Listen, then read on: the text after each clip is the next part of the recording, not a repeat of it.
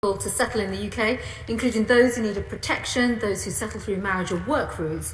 And there were 80,710 decisions on applications for settlement in the UK from non-EEA nationals in the year ending September 2020, of which 97% resulted in a grant. Let us go up to Scotland to Douglas Ross. Douglas Ross. Thank you very much, Mr. Speaker. Since I was first elected in 2017, I've been supporting Matthew Freeman in his efforts to secure indefinite leave to remain. Matt's been in the UK for 17 years now, and for the last 9, he's made Lossiemouth and the wider Moray community his home. Will the Home Secretary agree to meet with me to look at the considerable case for Matt to remain in Moray so he can continue to benefit from the friendship and support he gets here, and so Moray can continue to gain from Matt choosing this part of the world to be his home? Thank you, Mr. Speaker. My honourable friend raises a very important case, and he himself has just spent out the duration of which Matthew has lived in the UK in his constituency. I'd be delighted to meet with him and obviously discuss the detailed nature of the case, and happy to follow up on the concerns that he has. A substantive question to Minister Malthouse. Mr. Speaker, with your permission, I'd like to group this question as question 3 and question 4. This government is recruiting an additional 20,000 police officers by March 2023, an unprecedented increase in the next 3 years, which reflects the biggest recruitment drive in decades. I'm pleased to tell the House that as of the 31st of December, the police have recruited an extra 6,620 police officers, 620 ahead of target and 3 months ahead of schedule. Let's head up to Yorkshire with Alexander Stafford. Alexander Stafford. Thank you, Mr. Speaker. It's great to hear about this huge increase in police numbers, especially here in South Yorkshire. But what we really need is these new police to be visible and accessible. Does my right honourable friend agree with me that we need these new police officers to be front of house at Mortwig Police Station so that residents can actually speak to them and address their concerns, and that we also need these new police officers established at a new base on Dinnington High Street so to clamp down on antisocial crime? Mr. Speaker, it's no surprise that so diligent a member would take every opportunity to try and maximise the benefits from this enormous uplift in police officers for his constituents. And while obviously the decision around particular police stations is an operational matter for the Chief Constable in consultation with the Police and Crime Commissioner, he is quite right that an expansion in numbers on this scale does mean that all police forces should be reviewing their property strategy to make sure that the sort of presence that he looks for in his constituency is felt across the country. Let's head up to the East Coast with Martin Vickers. Martin Vickers. Thank you, Mr. Speaker. Under the leadership of our Chief Constable Lee Freeman, Humberside Police has made good progress from the position it was in a few years ago, and we've also benefited from increased officer numbers. If we are to maintain that progress and meet the expectations of my constituents, we must continue to increase force numbers. Can my right honourable friend give an assurance that we will indeed be able to increase further the number of officers in Humberside? Well, Mr. Speaker, in my nearly 6 years in the House, I have watched with admiration as the honourable gentleman, terrier-like, holds the government to its commitments. And he's doing exactly the same today, and I don't blame him for it. He's quite right that we have seen a big increase in police officers' numbers, but there is much more to come. We've done 6,620. That means there's 13,000 odd yet to go. And the government's commitment to this number of 20,000 is about as solid as it gets. It's the same, Mr. Speaker, as if the Ravens were to leave the tower. If we fail to fulfil this promise, there will be fundamental problems and consequences of the government, not least, I'm sure, from the honourable gentleman. You have lost the main Raven. Be careful of what we see. Well, let's head further north to Peter Gibson. Thank you, Mr. Speaker. Can I welcome the brilliant work of my honourable friend's department, putting more bobbies on the beat in Darlington? But does he share my concerns that those same officers will spend more time ferrying detainees across County Durham and less time on the beat if the plans of the acting Police and Crime Commissioner to spend £21 million on a single custody suite for the whole county go ahead, robbing my constituency of its accessible custody suite?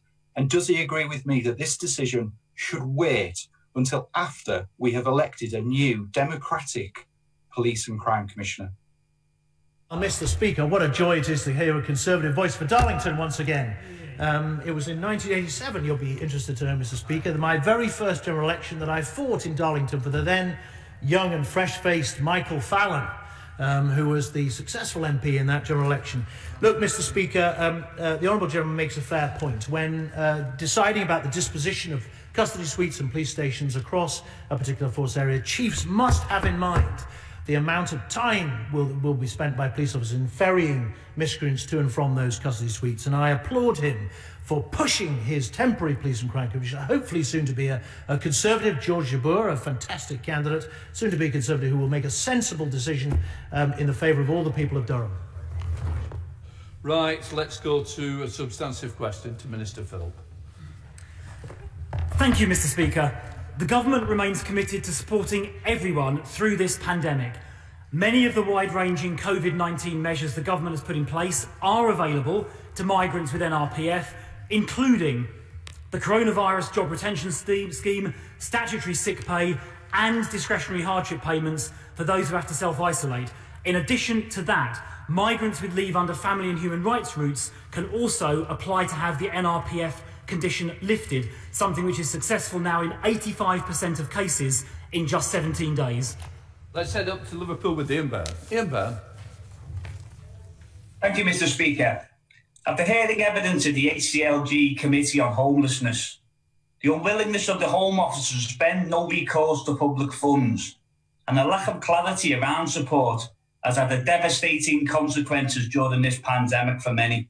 Despite being over a month into this lockdown, there is still an opaque policy around Section 4 eligibility for individuals with no recourse to public funds.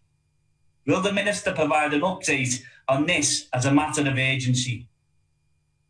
Well, there is absolute clarity about the benefits. I've mentioned things like the coronavirus job retention scheme already. I've mentioned how people on family and human rights routes can get the NRPF condition lifted, but I didn't mention the over £8 billion worth of money available via local authorities, which NRPF eligible migrants are available to apply for. In addition to that, he asked about Section 4. Well, people on Section 4 support do get accommodation provided by the Home Office. We currently now have, I think it's about 61,000 people in accommodation. That is up from about 48,000 before the pandemic, precisely because we are looking after people most in need. Let's head south to David's substantive question to Minister Philp. Thank you, Mr. Speaker. Well, the United Kingdom is a world leader in resettlement. The honourable member will know that in the last 5 years we have resettled nearly 30,000 people, more than any other country in Europe. My honourable friend will be pleased to know that we will be completing the 20,000 people under the VRPS in the coming weeks. And after that, we will be continuing to offer further resettlement places beyond that, as far as we're able to, given the current coronavirus circumstances. Beyond that, we'll be making announcements, my honourable friend, the Home Secretary, will be making announcements in the relatively near future about how we plan to continue resettlement beyond that. To David Simmons. David Simmons. Mr. Speaker, my right honourable friend has rightly championed the record of this country and this government providing support to the most vulnerable people here and abroad. And it's clearly vital that safe and legal routes to refuge in the UK are available to disrupt smuggling and people trafficking. Is my right honourable friend confident that using the very successful current scheme as a template, the new UK resettlement scheme will have the necessary level of support and funding to resettle refugees effectively and in line with our aspirations? Minister. I can absolutely give that assurance. Of course, our resettlement work will have the financial support it requires. We intend to build upon, but also learn the lessons from the previous resettlement scheme. There are going to be significant ways in which we can improve it. But not only, Mr. Speaker, was our resettlement scheme over the last 5 years the largest resettlement scheme of any country in Europe. There's more we're doing. Our refugee family reunion provisions see 6,000 people a year or more come into this country. And just a short while ago, our BNO route opened up, allowing people being persecuted by the Chinese Communist Party to seek refuge here as well. Right, we've now got a substantive question to the Home Secretary. Thank you, Mr. Speaker. The United Kingdom's world-beaten vaccination programme is saving lives and livelihoods, and it's always vital that we arm ourselves with the facts and call out wrong information on vaccines. The Counter-Disinformation Unit is responding to the misleading online content and working with social media platforms to ensure that all action is taken to remove harmful disinformation and so that authoritative sources of information are promoted. Let's head up to the northwest with Kate to learn. Kate. Thank you, Mr. Speaker. I've seen the brilliant work Labour councillors in Hounslow, Swindon and Blackburn have been doing to appeal to communities to take the vaccine. This work has been undermined by misinformation on social media and is literally a matter of life and death. What plans does the government have to bring forward legislation such as financial and criminal penalties for social media companies that fail to act to stamp out this dangerous anti-vaccine content? Mr. Speaker, the Honourable Lady raises a really, really important point at this very delicate time with the vaccine rollout. Now, there are two comments and points that I would like to make. First of all, the government is absolutely focused on literally zapping down the disinformation, the misinformation that is circulating around the vaccine, because we cannot, lives will be lost. We cannot allow for people to basically be duped into believing that this vaccine is not safe. And I would urge everyone, Labour councils, Conservative councils, everyone basically in positions of authority, to get that message out to take the jab. It is safe and it will protect individuals and their family. Second point, she asked about legislation and activity and actions from the government. There is a lot of work taking place across government, and it's both the Home Office, DCMS and other colleagues across government around sanctions and penalties, but also work that has taken place with the Online Harms Bill, very much to target social media platforms in the way in which they operate. But Mr. Speaker, finally, I think it's worth concluding right now, while we see the vaccine rollout taking place, that everyone, when they're called, they should take the vaccine, and collectively, no matter what our backgrounds are politically, what our backgrounds are in terms of gender or ethnicity, everyone should be really out there, praising the efforts of the vaccine, but also making sure that people take the jab. Shadow Minister Bambos Shorlongos. Thank you, Speaker. The spread of disinformation and anti-vaccine content on social media is presenting a real danger to the NHS in their efforts to vaccinate against COVID-19. And some communities are hesitant to accept the vaccine, risking their own health and in some cases their own lives. In an agreement with social media giants, it was revealed that their only commitment was not to profit from or promote flagged anti-vax content, but no commitment to close down these groups. So isn't it about time the government got tougher to stop the anti-vax message getting through? Thank you, Mr. Speaker. I very much refer the Honourable Gentleman to the comments that I've just made. There is a lot of work that's taking place with social media platforms. And of course, false information, disinformation, manipulated information is intended to deceive and mislead people. And when it comes to the vaccine, that's going to risk lives. The government's very clear about that, which is why there's action taking place across all government departments in the way in which I have outlined.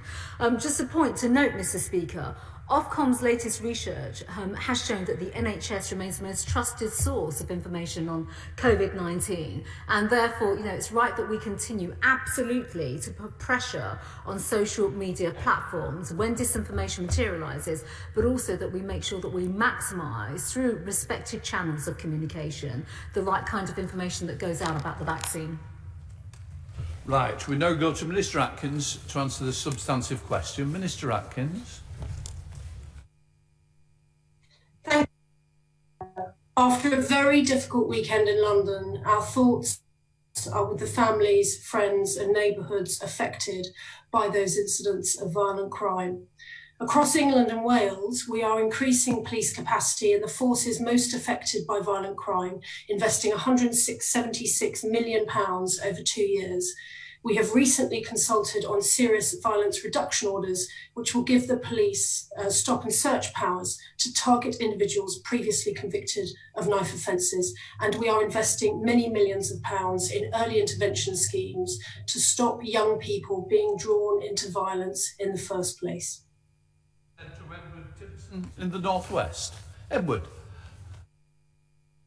Thank you very much, Mr. Speaker. And after the tragic recent knife-related murder of a young man in Winsford, Cheshire Police have secured funding for 25 16 to 18-year-olds to take part in an employment mentoring programme led by We Mind the Gap, as well as identifying a former community centre for them to deliver youth and apprenticeship activities. So will my honourable friend congratulate Cheshire Police on this constructive and long-term problem-solving approach to this issue, as well as ensure they have the funding necessary to prevent knife crime from happening in the first place?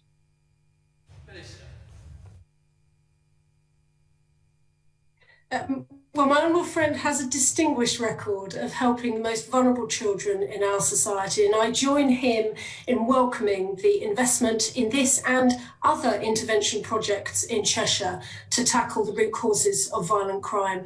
I commend the work of Cheshire Police in supporting such projects, and in this financial year, Cheshire Police will receive up to £219 million in funding, and they have already recruited 91 additional officers under the Police Uplift programme. We have a substantive to Minister Malthouse. Mr. Speaker, with your indulgence, I'll take the next two questions together.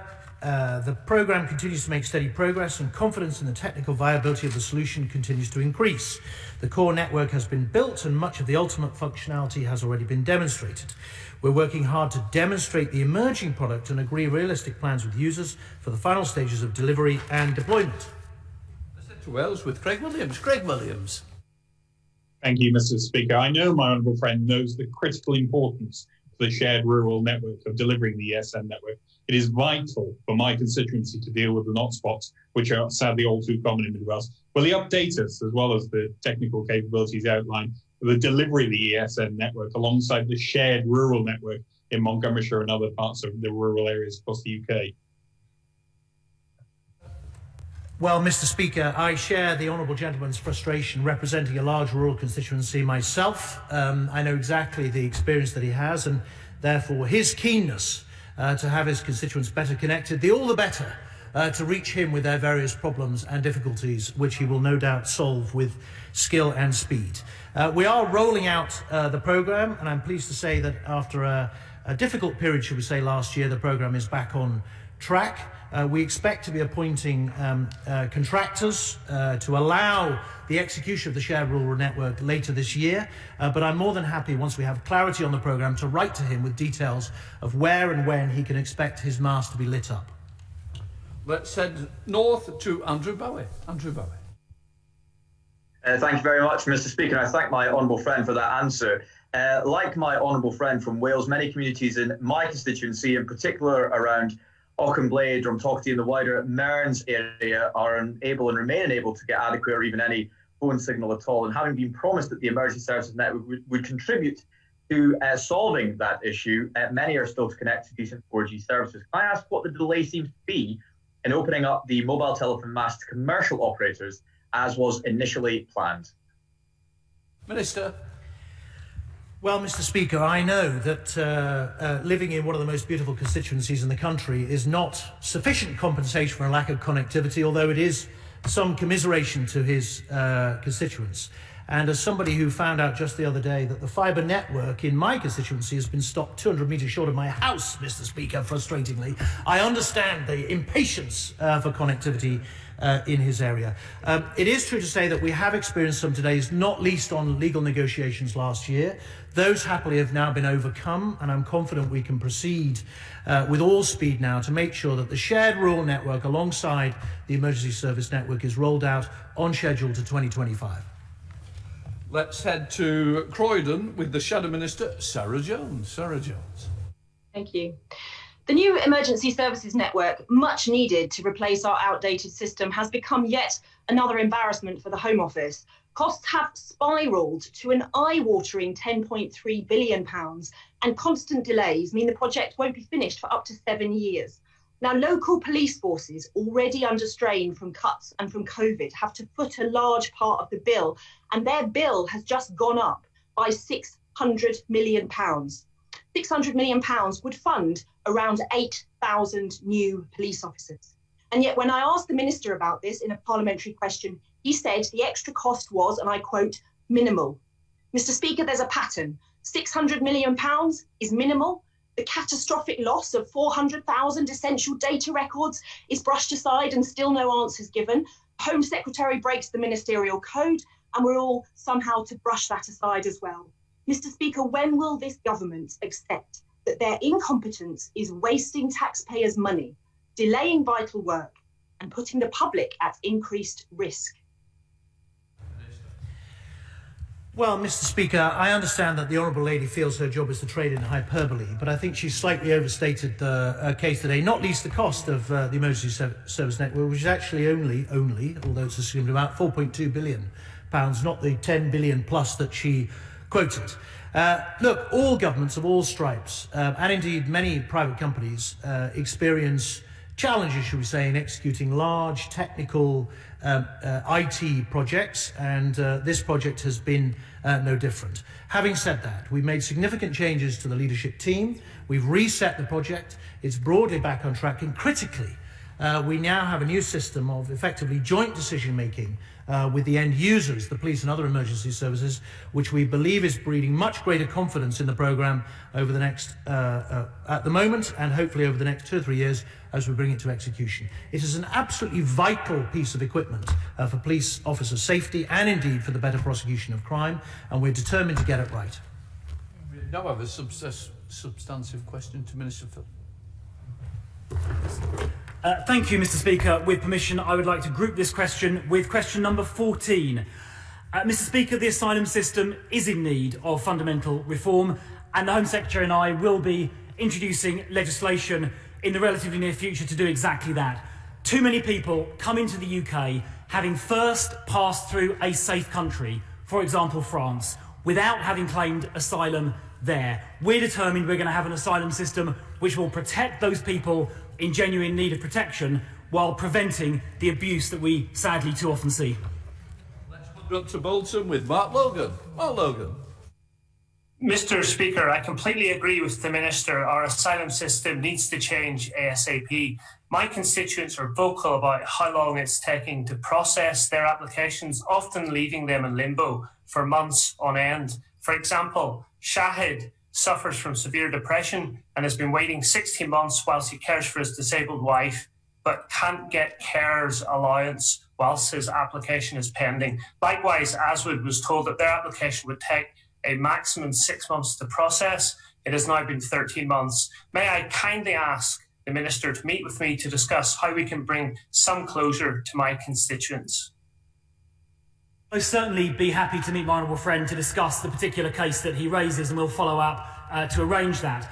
I do agree that we need to do more to speed the system up. Coronavirus has had a very significant impact on asylum decision-making, as it has on so many other areas of our public life. In the short term, we are hiring considerably more decision-makers, we're introducing better IT, and we're spending £20 million next year on system transformation. But beyond that, we do need to legislate to make this system work more fairly and more efficiently for the reasons my honourable friend has laid out.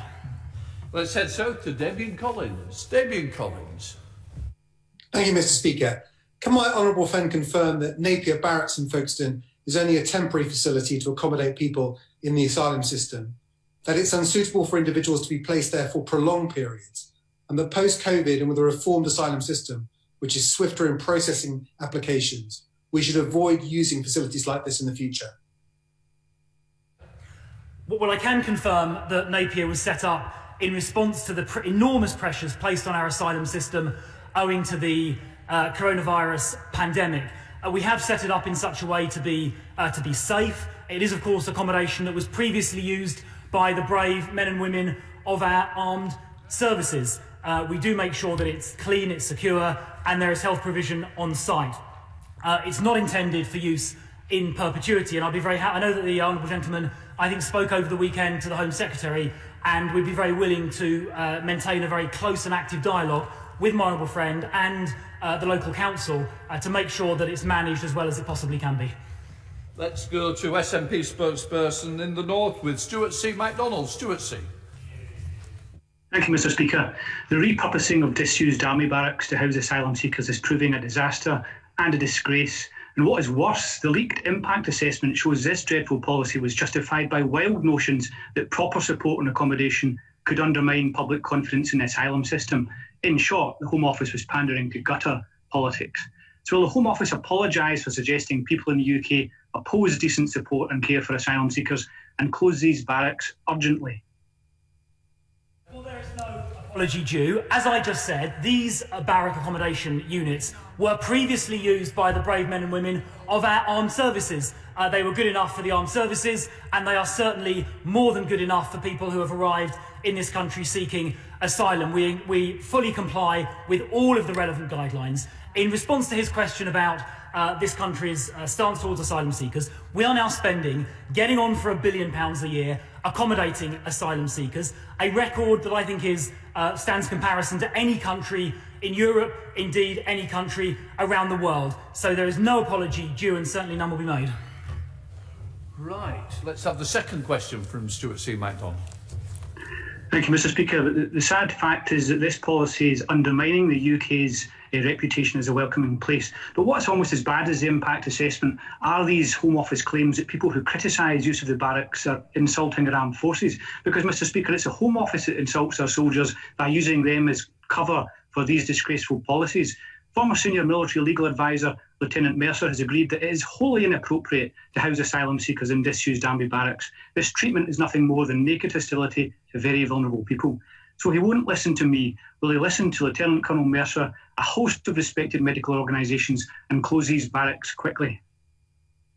Tell the honourable gentleman what would make closure of these barracks a lot easier if we had more councils in Scotland, other than only Glasgow, who would accept dispersed accommodation. It's that sort of thing which puts pressure on our accommodation estate. Thanks to the generosity of our approach, the number of people we're accommodating has gone up from 48,000 to 61,000 during the pandemic, because we have taken a thoughtful and protective approach. That's the right thing to do, and we stand by it. Let's go to Shadow Minister and see if we can ease it down a little with Holly Lynch. Holly Lynch. Thank you very much, Mr. Speaker. On Napier Barracks, returning to the Equality Impact Assessment, it makes it absolutely clear that the use of disused barracks as asylum accommodation is absolutely a political choice. This government has consistently refused to confirm the numbers of those who've contracted the coronavirus while staying at Napier Barracks.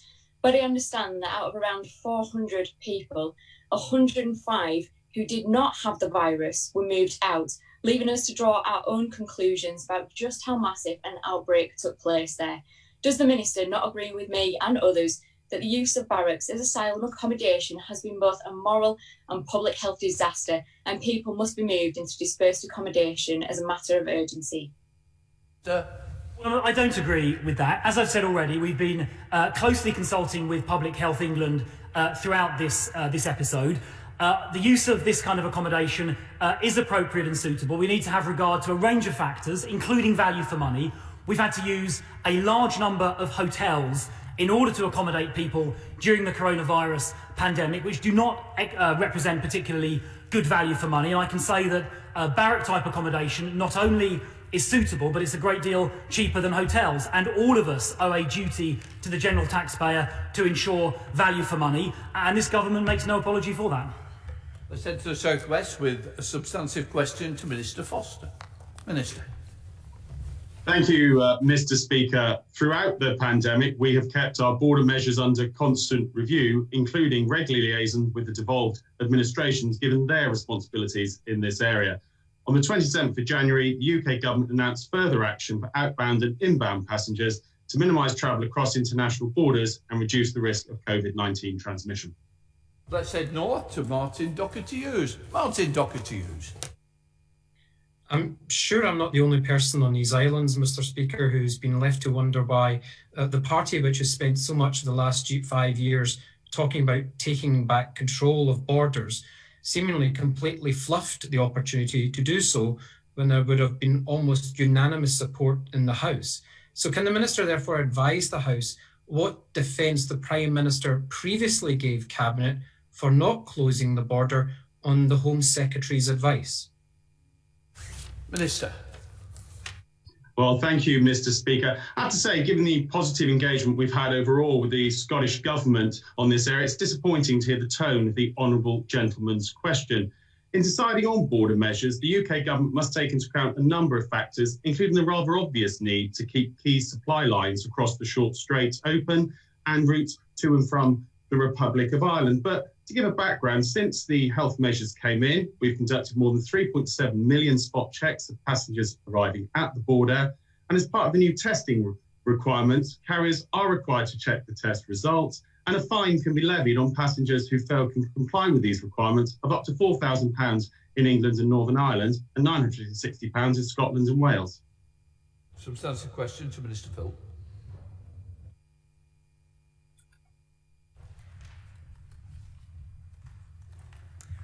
Thank you, Mr. Speaker. You caught me on the hop a little bit there.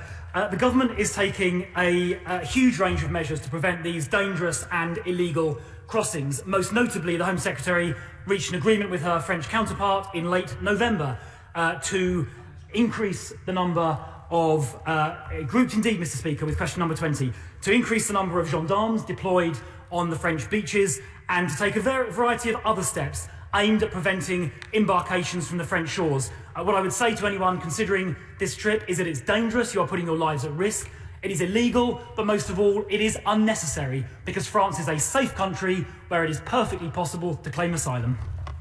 Let's head south to Caroline Ansell. Caroline Ansell. Thank you, Mr. Speaker.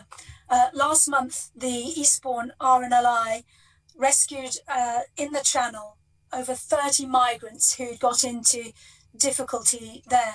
I commend their sterling work. Their mission is simply to save lives at sea, and I have every concern for those they rescued. But as my honourable friend has just outlined, there are serious concerns that this is pump priming human traffickers, and the fact remains that people are putting themselves then at risk. Can my honourable friend outline to the House the work that is being undertaken with the French and with our European neighbours to intercept and close down human traffickers long before they reach the Channel coast? My honourable friend makes an excellent point, and let me start by paying tribute to the RNLI for the work they do at sea, keeping people safe in what are often very treacherous and difficult circumstances. My honourable friend is right to outline the work we need to do to disrupt and prevent these dangerous criminal gangs before they even launch the boats in the first place. The National Crime Agency and many other agencies, law enforcement agencies across Europe and beyond, are working together to disrupt these criminal gangs. We regularly prosecute people for facilitating these small boat crossings. I think last year we successfully prosecuted 50 or 60 people. There have been several more prosecutions just in the last week. In addition to the law enforcement work we're now doing with the French, doubling the gendarme patrols, for example, which I think just in the last few days has resulted in literally hundreds of people being intercepted before they even set off. So these measures are now working, but we're certainly not going to give up. We'll continue working with our French colleagues until these dangerous, illegal and unnecessary crossings are completely stopped.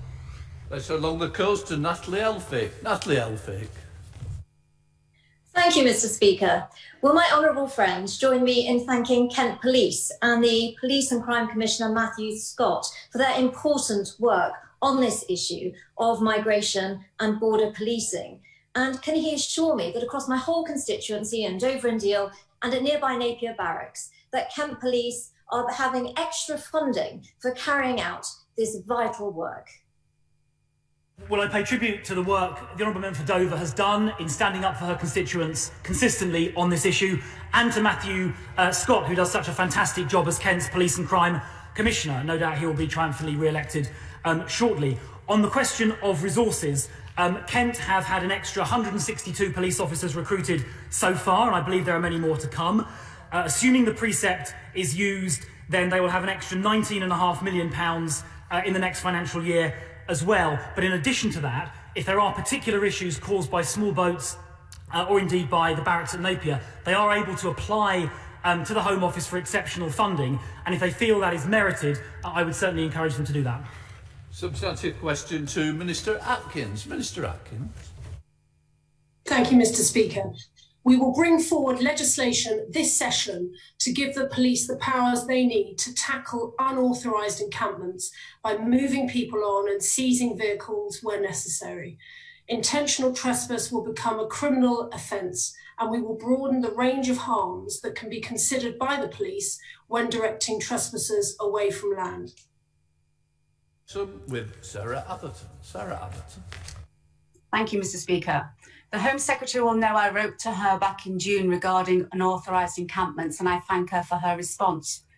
Whilst the majority of travellers stay on authorised sites, a disproportionate amount of council and police time is spent dealing with the effects of unauthorised encampments. Would my right honourable friend agree with me that communities like mine in Wrexham need more protection against trespass on sites where there is no right of access? Minister Atkins. Well, thank you. My honourable friend has hit the nail on the head in standing up for her constituents on this issue. People want to see greater protection for local communities and for the police to be given enhanced powers to crack down on trespassers. That is why we consulted on how we might strengthen police powers, and we will introduce legislation in this session. We will act on these concerns, and I very much look forward to working with my honourable friend in so doing. We have a substantive question to Home Secretary Patel. Speaker, throughout this pandemic, we have given the police not just guidance but funding to support them when it comes to dealing with the coronavirus pandemic and dealing with the outbreak. That also means working with them on increased support around guidance, changes to regulations and legislation. And of course, we work with them every single day as various measures are constantly kept under review. To Derbyshire with Robert Logan. Robert Logan. Thank you, Mr. Speaker. So far, over 1,000 local people have taken part in my High Peak Crime Survey. Many residents have raised concerns about antisocial behaviour and drugs, particularly on Fairfield Road in Buxton. I'm really pleased that Derbyshire Police are being proactive and just last week made multiple arrests in the area. But I want to make certain that they have the resources they need. Will the Home Secretary assure the people of High Peak that we will get our fair share of the 20,000 additional police officers? Speaker. Well, my friend is absolutely right to raise the issues that he has highlighted in his comments. In terms of fair share of police officers, I understand the force has already recruited 67 more police officers, and of course our plans to recruit 20,000 police officers goes from strength to strength. But I also note that Derbyshire Police has received over £400,000 in COVID surge funding as well, to very much step up on enforcement, fines, but also dealing with issues such as antisocial behaviour, which I know is a particular issue that he has raised on behalf of his constituents. Substantive question to Minister Malthouse. Mr. Speaker, according to the Crime Survey for England and Wales, overall levels of violent crime have reduced since the peak in the mid-1990s. However, this trend has begun to stabilise and there is growing public concern. We are taking action by surging police capacity in the forces most affected by violent crime and investing in early intervention to prevent young people from being drawn into serious violence. Let's head across the river to Vicky Foxcroft. Vicky Foxcroft. Thank you, Mr. Speaker. Last month, I found out through the answer to a written parliamentary question tabled in September that the Serious Violence Task Force has been discontinued. Now, I asked the Minister today whether or not the government is still committed to a long-term public health-based approach to tackling violence affecting young people. I fear for what other measures the government may be looking to scrap via the back door. Well, Mr. Speaker, I'm slightly mystified by the Honourable Lady's attempt at surprise, not least because I think it was an exchange at this dispatch box some months ago where we discussed the Serious Violence Task Force, and indeed there have been previous questions. The Prime Minister, given that he'd been a renowned crime-fighting mayor, decided on coming to office that he wanted to take leadership of the crime effort himself, so he created the Criminal Justice Task Force. Beneath that sits the National Policing Board and a performance board beneath that, which is all focused largely on fighting violent crime. Our commitment to it is strong. It remains strong, and just this morning I was able to announce an extra £35 million of funding into violence reduction units, a very large proportion of which will obviously come to London. Both the Mayor and I have experience of fighting crime, and along with the Home Secretary have enormous commitment, who was previously, Mr. Speaker, as you know, chair of the All-Party Group on Victims of Crime, have shown enormous commitment over a prolonged period to this kind of issue, and that will continue into the future. Shadow Minister Conor McGinn. Thank you, Mr. Speaker. Mr. Speaker, crime hasn't stopped because of COVID-19, and after a brief respite during the first lockdown, the department's own figures show overall violent crime is rising and drug and firearms related offences are back at previous levels. Now, the government received the findings from Sir Craig Mackay's review into serious and organised crime last February, told the House in June that the recommendations were being considered, but as of today still haven't come forward with them. So can I ask what we're waiting for and what it is ministers have been doing for the last year? Well, Mr. Speaker, as I'm sure the honourable gentleman knows, we have been dealing, frankly, over the last year with a pandemic. It might have passed him by, but it hasn't the rest of us. And that pandemic has a significant impact on UK policing, its disposition, what it's been involved in, and critically, the types of crime and the trends in crime that it's been dealing with. He is correct that post the, I think, second lockdown, we did see a surge in violence for one particular month. That number has stabilised since. We are trying to understand by research and analysis what the implications of the pandemic have been for crime and therefore what they are for the police. Alongside that, we've obviously been in conversations with our partners at the National Crime Agency, with chief constables involved in serious and organised crime, and with territorial forces as well, about what the disposition of serious and organised crime should look like into the future, and we'll be making announcements about how it will be disposed in the near future. We now come to topical questions. Secretary of State for the Home Department. I will call Home Secretary to make a statement on the responsibilities. Then I will call Damien Collins to ask his supplementary version. Home Secretary. Thank you, Mr. Speaker. Mr. Speaker, I'm proud to say that on the 31st of January, this government launched the Hong Kong BNO's immigration route.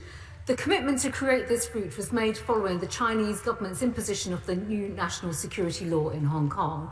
This is an unprecedented and generous offer and reflects the historic and moral commitment this country has to the individuals who retain ties to the UK at the point of Hong Kong's handover.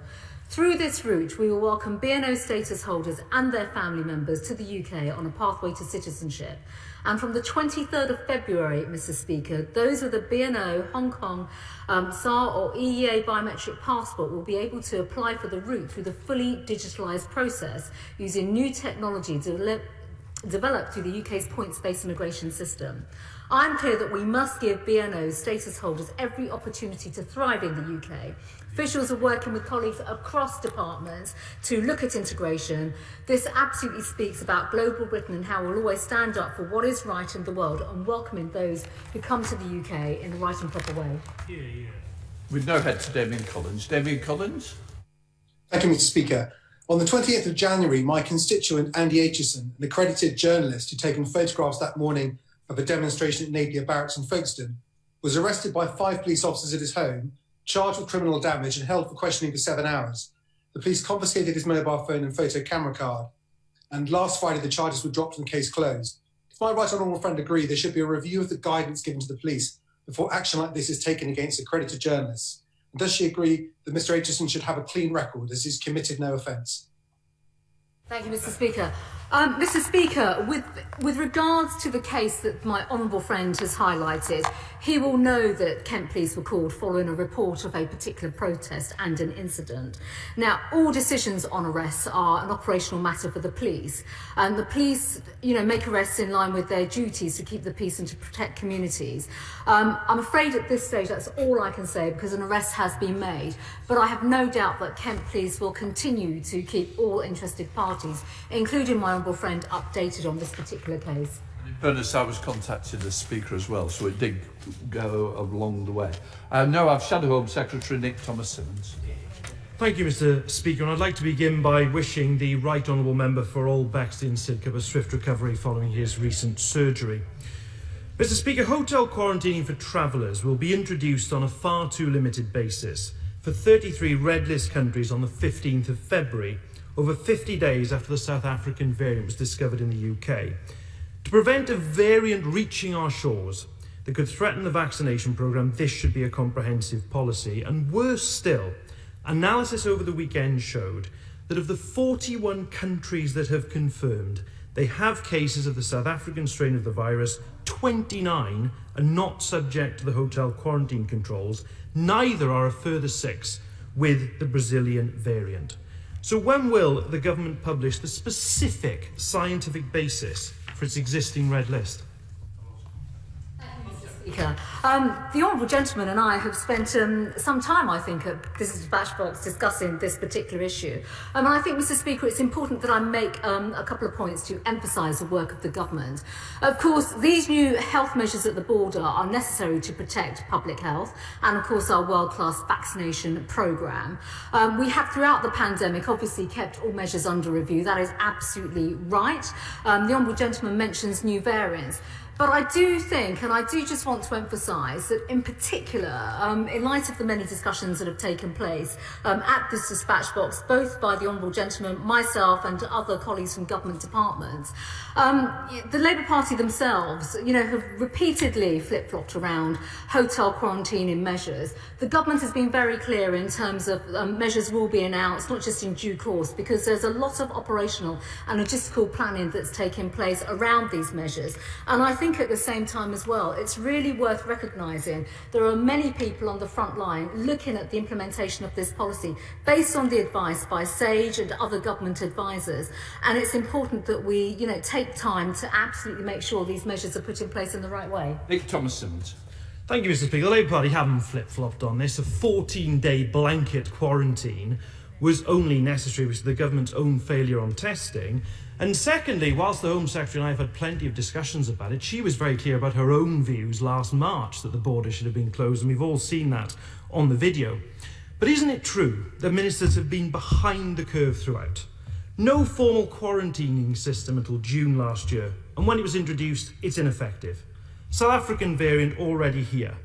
Border testing only introduced in recent weeks. And on the hotel quarantining policy, we hear today that now no formal contracts have been agreed, too little too late. Isn't the truth the borders policy is a gaping hole in our defences against the virus? When is the Home Secretary going to take charge of this situation and put in place the proper protective measures that she knows are needed to protect the efforts of the British people and safeguard the vaccine rollout? Home Secretary. Well, I appreciate, Mr. Speaker, that it's been a while since the party opposite have been in government, and they will obviously fail to realise that it's cross-government work on the delivery of these measures. We are in a pandemic, and just to restate to all colleagues in the House, health measures at the border have been in place since January last year, and those measures have developed as everyone would expect, as the situation changes and they're calibrated measures. I do think, Mr. Speaker, it's an absolute shame to see the Honourable Gentleman joining his colleagues in playing party politics with this crisis while attacking the government, because firstly he welcomed our measures originally last year when it came to bringing in measures at the border. Then the Honourable Gentleman wrote to me calling for the blunt tool of our border quarantine to be lifted quickly. Labour's behaviour throughout this pandemic has shown the British public that they've got no interest in being constructive or acting in the national interest. And I actually think that's exactly what we can see right now, and the government is getting on dealing with this hotel policy. We now head to the north with Philip Davis in Yorkshire. Philip Davis. Thank you, Mr. Speaker. The government has made it clear that they want to change the law to make it easier and swifter to deport illegal immigrants, foreign national offenders, and those making bogus claims for asylum. That's something I fully support and which the overwhelming majority of the country will support. Will the Home Secretary give us some idea as to when that legislation will be brought forward to Parliament? As far as I'm concerned, the sooner the better. Friend makes some very good, strong and important points. Points absolutely that the British public support in terms of removal of foreign national offenders and those who come to our country to cause harm, and also those, quite frankly, who are making asylum claims that are not legitimate. We intend to introduce legislation later on this year. I've spoken frequently about the need for a firm but fair asylum system, but also fairness to target those who genuinely genuinely need our help. I've already spoken about one new safe and legal route that this government has supported. But absolutely, fairness is needed, firmness is needed to stop abuse of our system, but also making sure that we remove those who've come to our country and created harm and participated in criminality, which, Mr. Speaker, I should also remind my honourable friend, and he will know this, the party opposite have been campaigning against over the last 12 months. Let's head up to Yorkshire with the Chair of the Select Committee, Yvette Cooper. Thank you, Mr. Speaker. The South Africa variant has now been identified on many continents, and the risks to the vaccine programme are concerning. So can the Home Secretary confirm, following her letter to me last week, that even on her future plans, the majority of passengers won't be covered by hotel quarantine, that no one will be tested on arrival before going on public transport, and that less than 1 in 4 travellers will get a follow-up phone call check? Is this worrying information correct? And why are there all these gaps? Thank you, Mr. Speaker. The answer to the question is no, because as I have frequently said and repeatedly said here, that throughout the pandemic, all our measures are kept under review. Now, we already have at our airports 100% compliance checks taking place. And ironically, Mr. Speaker, I know the honourable gentleman opposite was complaining at me 3 weeks ago at queues at Heathrow Airport, but those queues were there because compliance checks were being undertaken. And it's absolutely right, through the passenger locator form, through the pre-testing departure, the impacts, the liabilities that are now on the carriers, that these checks take place. I've already stated that my colleagues across government will report to the House in terms of hotel quarantining. But I think it's really important to say that, yes, there are concerns around new variants. We are working across government, and valiantly, I have to say, a lot of people on the front line with regards to vaccine rollout, but we keep all our measures under review, and that's obviously to protect the vaccine, but to ensure, as the number of passengers coming into the country reduces, that full checks are in place. Right, remaining in Yorkshire with Andrew Jones. Andrew Jones. Thank you very much, Mr. Speaker. Our police have had to deal with a wide range of issues during this pandemic, including selfish people who've ignored the restrictions, behaved irresponsibly and risked the health of themselves and others.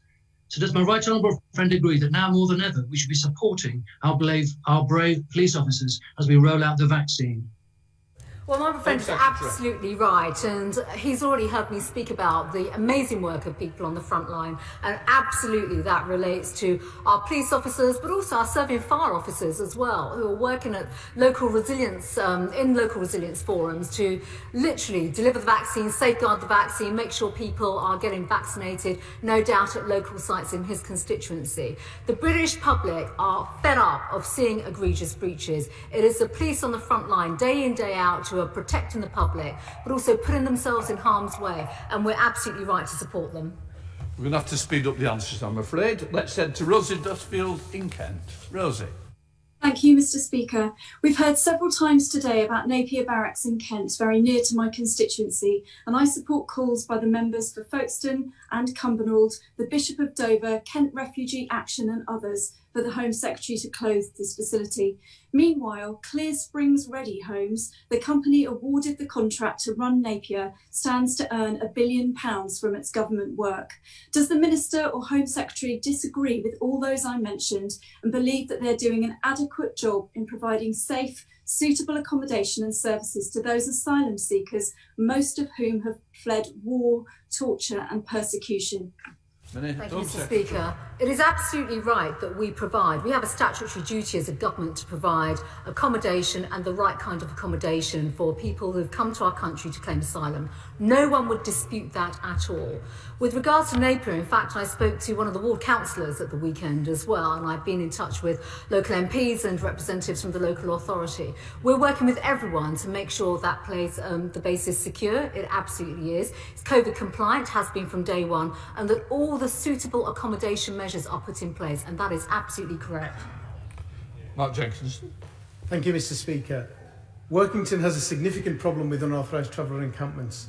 Can my right honourable friend update me on planned legislation, but at the same time offer reassurance to groups like First Seaton, 5th Workington Scout Group in my own village, who have relayed concerns to me about the impact on individuals and small groups who might wish to get close to nature? Secretary. Well, my friend is absolutely right. In fact, we've already mentioned this afternoon that the legislation will be coming soon to this House, and I'm sure his constituents and many other constituents will welcome the change. And of course, when it comes to groups that have that disproportionate impact on the local community, the legislation that we'll bring forward will address many of those issues. So I'd like to give him and his constituents reassurance on this. Let's go with Carol Monaghan. Carol Monaghan. Thank you, Mr. Speaker. Organisations working with asylum seekers and refugees are reporting that vaccine misinformation is spreading amongst these communities. So how is the Home Office working to counter this misinformation, and what steps have been taken to ensure that accurate information on vaccines is available in refugee and asylum seekers' own native tongues?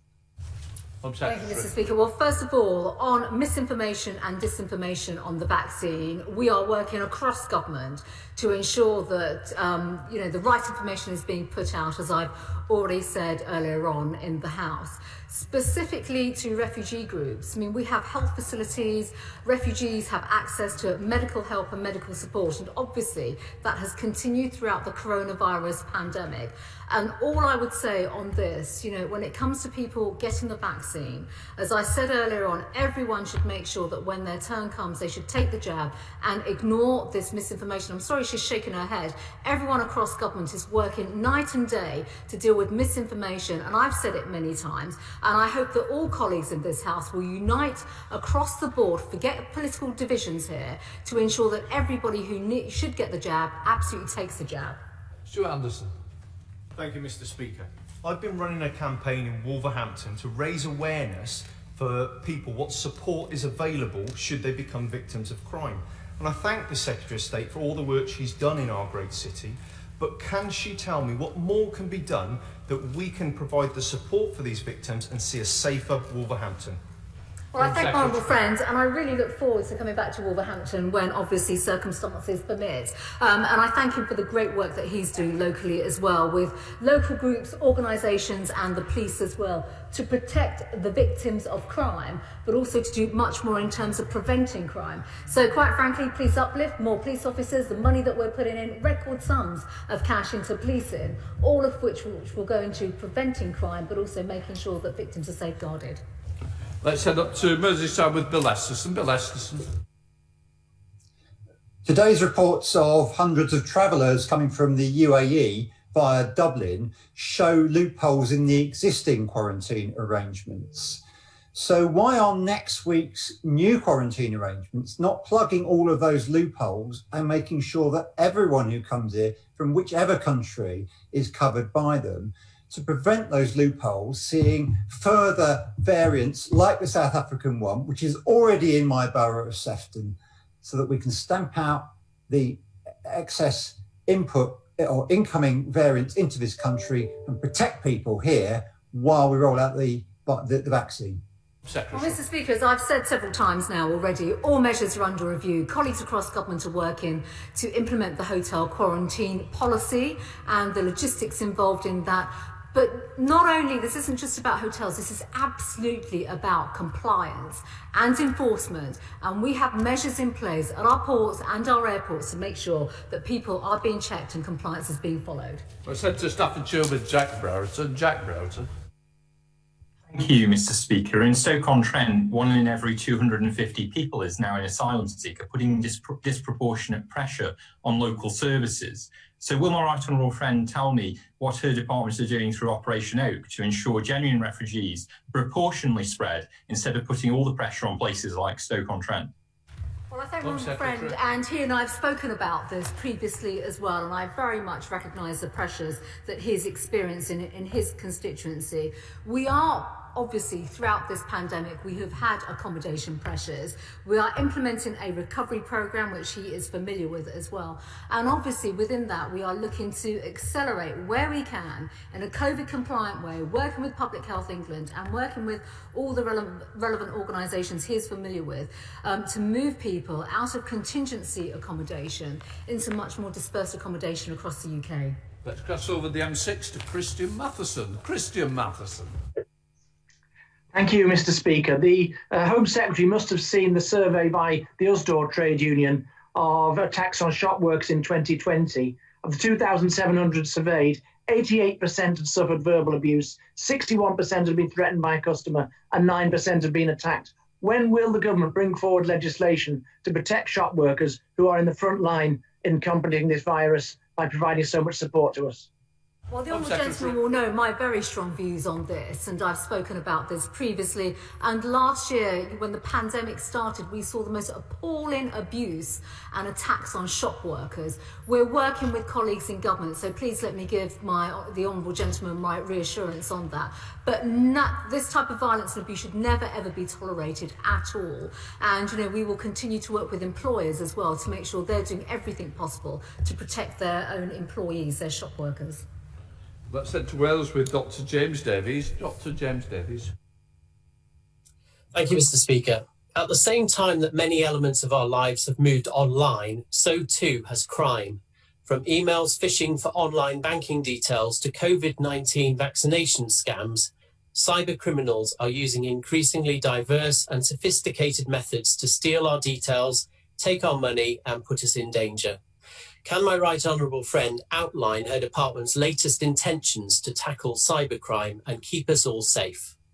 Well, my honourable friend raises such an important point, Mr. Speaker, and he's right to say that throughout the pandemic, we've seen criminality manifest itself, reinvent itself, and quite frankly, become far too agile and a bit clever as well. Cybersecurity and cybercrime absolutely now tops the list when it comes to criminality. And there is a lot of work. We now have a new national cybersecurity strategy, which is supported by almost £2 billion of investment. And through the National Cybersecurity Programme, we are constantly bolstering our response at a national level, but actually at a grassroots level, local levels, regional levels. Yes, bolstering police and law enforcement, but working with those organisations that are deemed to be vulnerable. And I'm afraid there are far too many vulnerable organisations that absolutely need to step up and enhance their own cybersecurity. Thank you, Mr. Speaker. The Home Secretary must surely be aware that new fixed rosters imposed on Border Force staff at Heathrow last month is simply not working. In fact, staff say they're shambolic and they're not COVID safe. And indeed, their union, the PCS, has balloted as a last resort for strike action, and they got a 96% yes vote. So will the Home Secretary give assurances to this House? She'll advise management to return to the previous roster system and work constructively with the trade union to agree a package of COVID-safe measures based around the previous arrangement. Thank you, Mr. Speaker. I think it's important, Mr. Speaker, that the House recognises, first of all, we always work constructively with the PCS union when it comes to the protection of Border Force staff. Secondly, the rosters were changed to enhance COVID compliance measures and the way in which rotating was allocated so that there was fairness across all staff and that staff could be protected in terms of their shift work. We continue to work with the union, we're committed to do that, but my absolute priority is to make sure that Border Force staff are protected because, of course, they are coming into contact with members of the public every single day. Let's head north to Andrew Bowie. Andrew Bowie. Thank you, Mr. Speaker. Can I ask what progress has been made on the progress of determining new nationwide operators of the Seasonal Agricultural Workers Scheme? Well, my friend will know the details of the scheme and the numbers that were published, I think something like 6 weeks ago or so. In terms of the new scheme, we are working with DEFRA, who is a lead department in particular. We'll look at the rollout, obviously, with seasonal agricultural worker providers. We have a number of providers who will be familiar with them, but we're very happy to provide him with a written update because I know that's of great interest in his constituency. We're into the northwest with Afzal Khan. Afzal Khan. Thank you, Mr. Speaker. I, like many, have serious concerns about the suitability of William Shawcross as the independent government strategy. Can the Home Secretary explain how a man who called his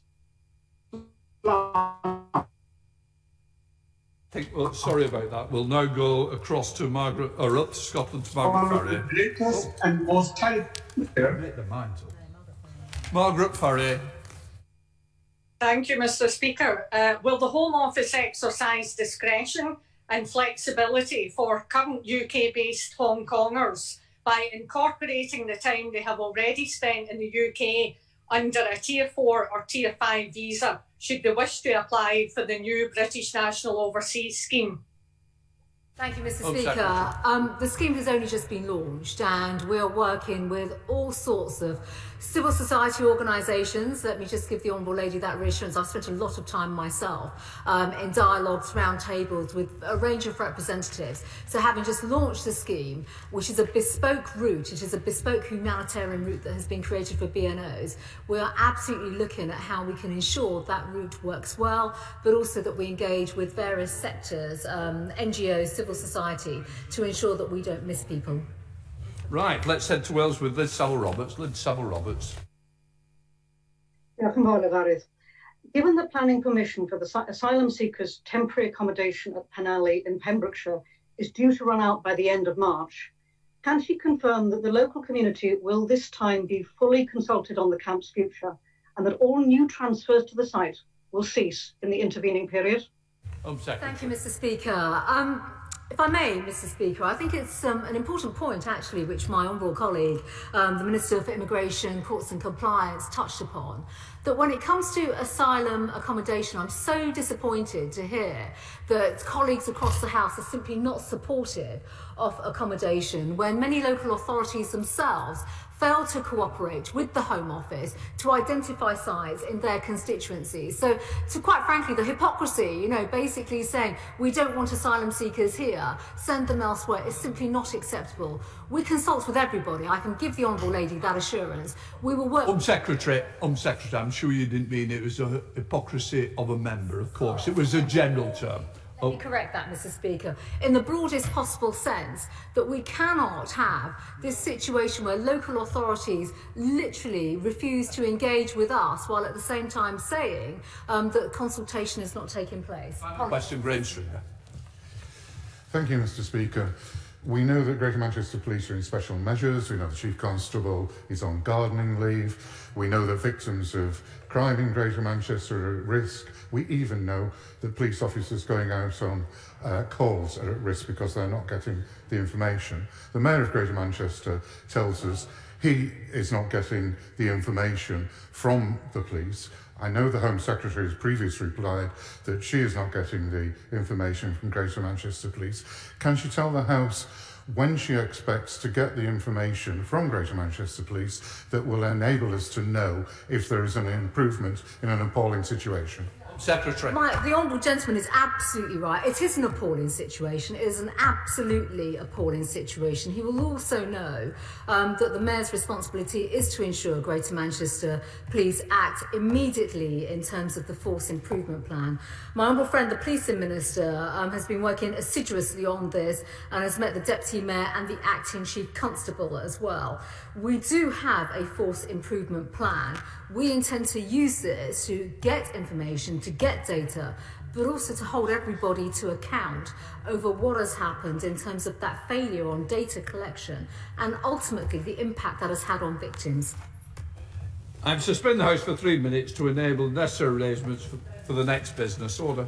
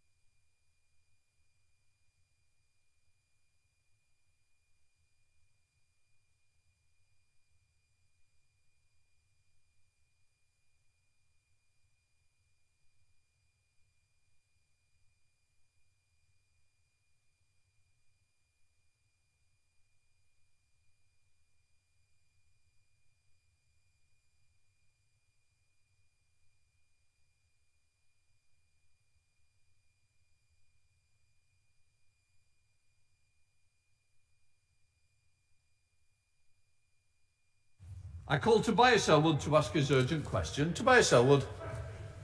Thank you, Mr. Speaker. Could I ask the Minister to make a statement on Yemen? Minister. Mr. Speaker, I would like to thank my right honourable friend, the member for Bournemouth East, for raising a question on this very important matter at this time. Mr. Speaker, the ongoing conflict and humanitarian situation in Yemen remains a challenge for the international community. The new Houthi offensive in Marib has only made our efforts to bring peace and stability even more difficult. Nevertheless, we continue to work with the international community to find a peaceful resolution, with an emphasis on the political process.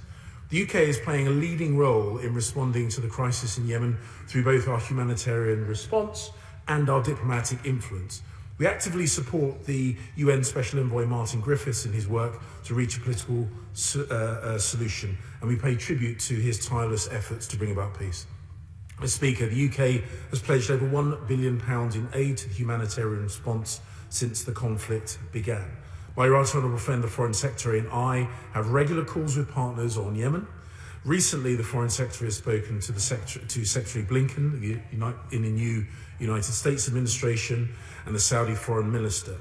Last month, I spoke with the Yemeni Foreign Minister to offer my condolences after the attacks at Aden Airport. The UK has also used its role as the penholder at the UN Security Council to help move the Yemen peace process forward, working with our partners and allies at the United Nations to ensure Yemen continues to be a top priority for the international community. Mr. Speaker, we welcome the recent statement by President Biden to instigate a review of US foreign policy towards Yemen. Our ambassador in Washington has already spoken with the new US envoy to Yemen, and I also welcome reports that the US may reverse the previous administration's designation of the Houthis as foreign terrorist fighters, and the UK has engaged closely with the US administration on this very matter. However, we must not ignore the Houthis' actions. These include the use of children and sexual violence as tools of war, the persecution of religious minorities, and attacks upon civilians.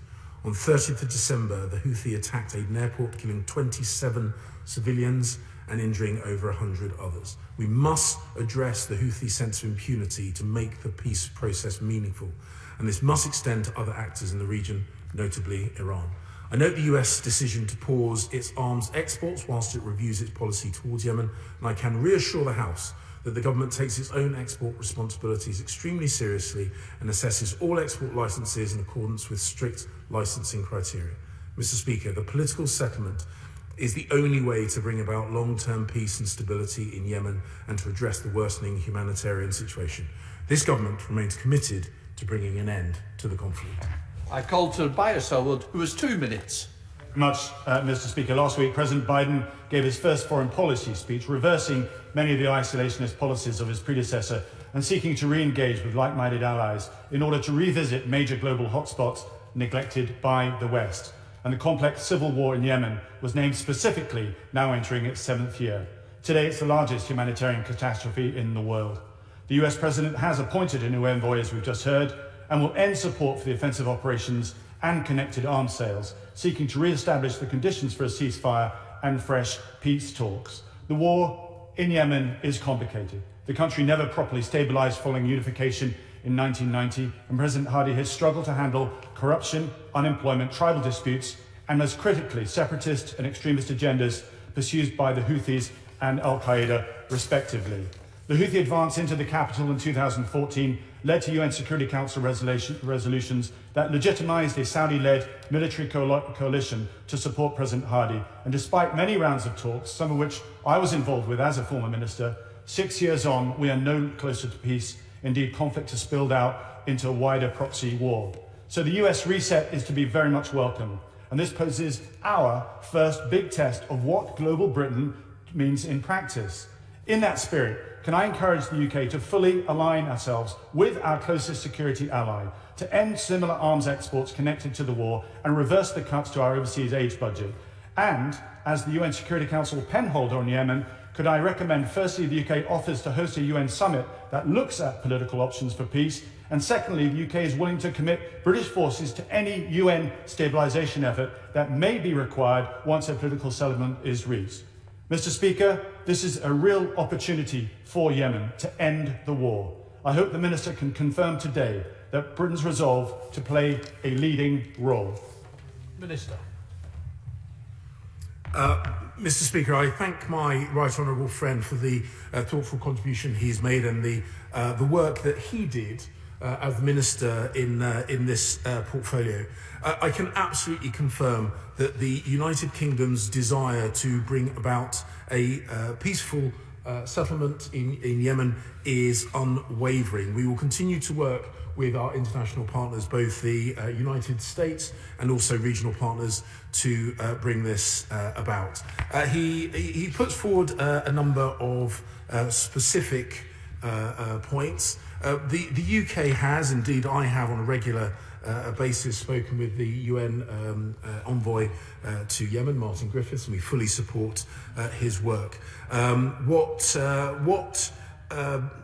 ways to bring together the various parties around the negotiating table we will look at in the future. I note his idea about a UK-hosted summit. He will understand I can't commit to something like that at this moment, but I welcome the thoughtful contribution that he's made. Similarly, he would completely understand it would be inappropriate for me to speculate about what a military intervention might look like, but I do make the point that the Saudi-led coalition has been is something that was mandated at the UN Security Council, and as he said, it's something that he worked on during his tenure. But we also note that the Kingdom of Saudi Arabia does have a legitimate right to defend itself against attacks, and we do completely condemn the attacks both within Yemen at Aden Airport, as I mentioned, but also cross-border into the Kingdom of Saudi Arabia.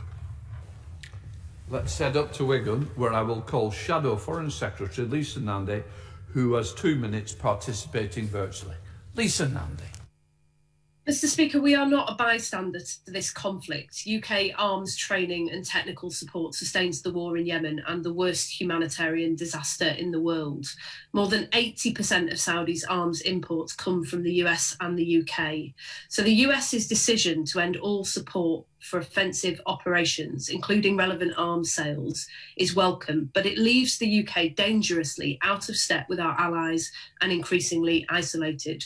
What is worse is that the UK is the penholder for Yemen at the UN. We cannot be both peacemaker and arms dealer in this conflict. It was the Foreign Secretary who said human rights will be at the forefront of our leadership this year. This is the first test since that statement just 4 weeks ago, and he has failed it. It is surprising, given the obvious panic in Downing Street about relations with the Biden administration, that the government was so reluctant to challenge President Trump's decision to change the designation of the Houthis, and is now determined to continue to be an outlier in arming Saudi Arabia. It puts us out of step with our US and EU allies, despite the compelling moral and diplomatic case to change course. So when the Foreign Secretary does re-emerge, perhaps he could confirm that he will now take long overdue action to end arms sales and support to Saudi, and explain what possible reason there could be for not doing so earlier. Can he tell us whether he spoke with Secretary Blinken about this announcement before it was made, and whether the US government has asked for UK support in this matter? And will he tell us what he will do to live up to our responsibilities to reinvigorate the peace process and help bring this appalling conflict to an end? Minister. Thank you, Mr. Speaker. I don't quite know where the honourable lady gets her assessment of Anglo-US relations. I was very pleased that our Prime Minister was one of the first world leaders to speak with President Biden upon his taking of office. My right honourable friend, the Foreign Secretary, spoke with his counterpart shortly after that appointment, and we engaged both with the last administration and the current administration on our concerns about the implications of the designation of the Houthis as a foreign terrorist fighting organisation, particularly the implications of passage of humanitarian aid, where the UK has committed over £1 billion since the conflict started.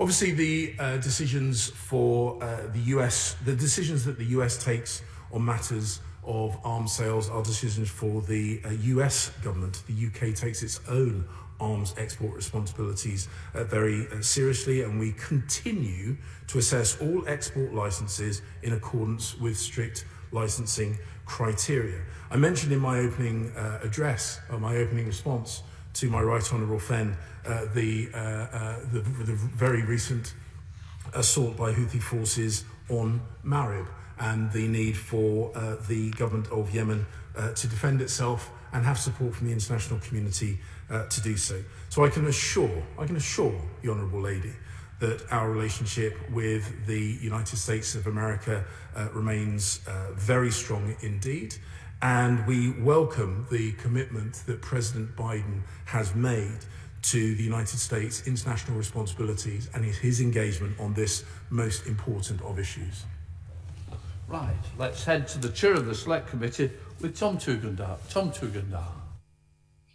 Thank you, Mr. Speaker. I'm very glad that my honourable friend has mentioned Marib, because does he recognise that much of this dispute is about water and the missile technology that is now being used to threaten Saudi Arabia's water desalination plants on both the western and eastern sides of that country?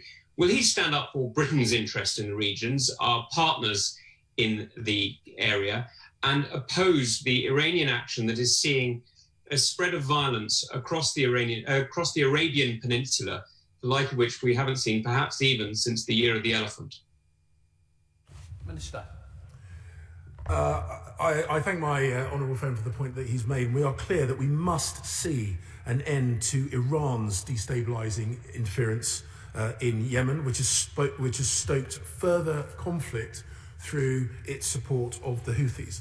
As I said, the Kingdom of Saudi Arabia has a legitimate right to defend itself and its key national infrastructure.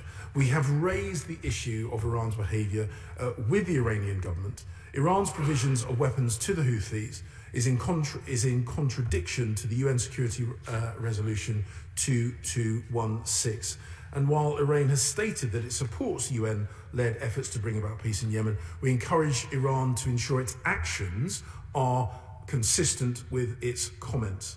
It's important that Yemen is not used as a theatre for the escalation of conflict in the region. Let's head to SNP spokesperson Alan Smith with 1 minute in Stirling. Alan. Thank you, Mr. Speaker. The SNP has a fundamental, deep disagreement with the UK government's position on Yemen, and it really is impossible to pretend to be the humanitarian honest broker on one side, while also simultaneously being the biggest arms dealer to the conflict. We are tackling the symptoms of a problem that the UK has in no small part helped create. And the situation in Yemen is, of course, complex. But this really is a test for global Britain, as the honourable members said already. And the US policy change is really to be welcomed. And I would be the first, I have to say, to welcome a similar announcement from the UK government, because I think it really does risk being behind the times. And surely now is the time to suspend arms sales to Saudi Arabia while we work towards a peace. Minister. I thank the honourable gentleman for highlighting the fact that we have a fundamental disagreement on this issue. The UK's position is that we have been not just the pen holder at the United Nations, but also an active player in attempting to bring about peace. Both my right honourable friend, the Foreign Secretary, and I have engaged extensively with the regional players, including with the Houthis directly and the government of Yemen, to try and bring about a negotiated political settlement to bring peace to the people of Yemen. Because the best thing that we can do in terms of pursuing our humanitarian aid is to bring about the end to the conflict. And we work tirelessly with international partners and the United Nations to do that. Let's remain in Scotland with David Mundell. David Mundell. Thank you, Mr. Speaker. On the 18th of February, the UK will be chairing the UN Security Council meeting on Yemen, where the Council will consider the final report of the UN panel of experts. The publication of the panel's latest report has caused a stir in Yemen and the wider region and alarm numerous organisations in Yemen who suggest procedural irregularities in the report's drafting and raise questions over the credibility of its content. So ahead of the Security Council meeting next week, will the Minister urgently consider representations from parties in Yemen and the international community to hear their concerns about this report, which include fears that inaccuracy in the report could lead to the food security challenges on the ground being compounded in what is already the world's worst humanitarian crisis? Minister. Mr. Speaker, the food insecurity situation in Yemen is one of great concern to us in the United Kingdom, which is why we have focused so much on our humanitarian response. I am more than happy to receive details of the concerns that he has raised, but he will understand that it would be inappropriate for me to comment more in more detail until I've seen the points that he has brought forward. Let's head up to Oxford with Leila Moran. Leila Moran. Thank you, Mr. Speaker.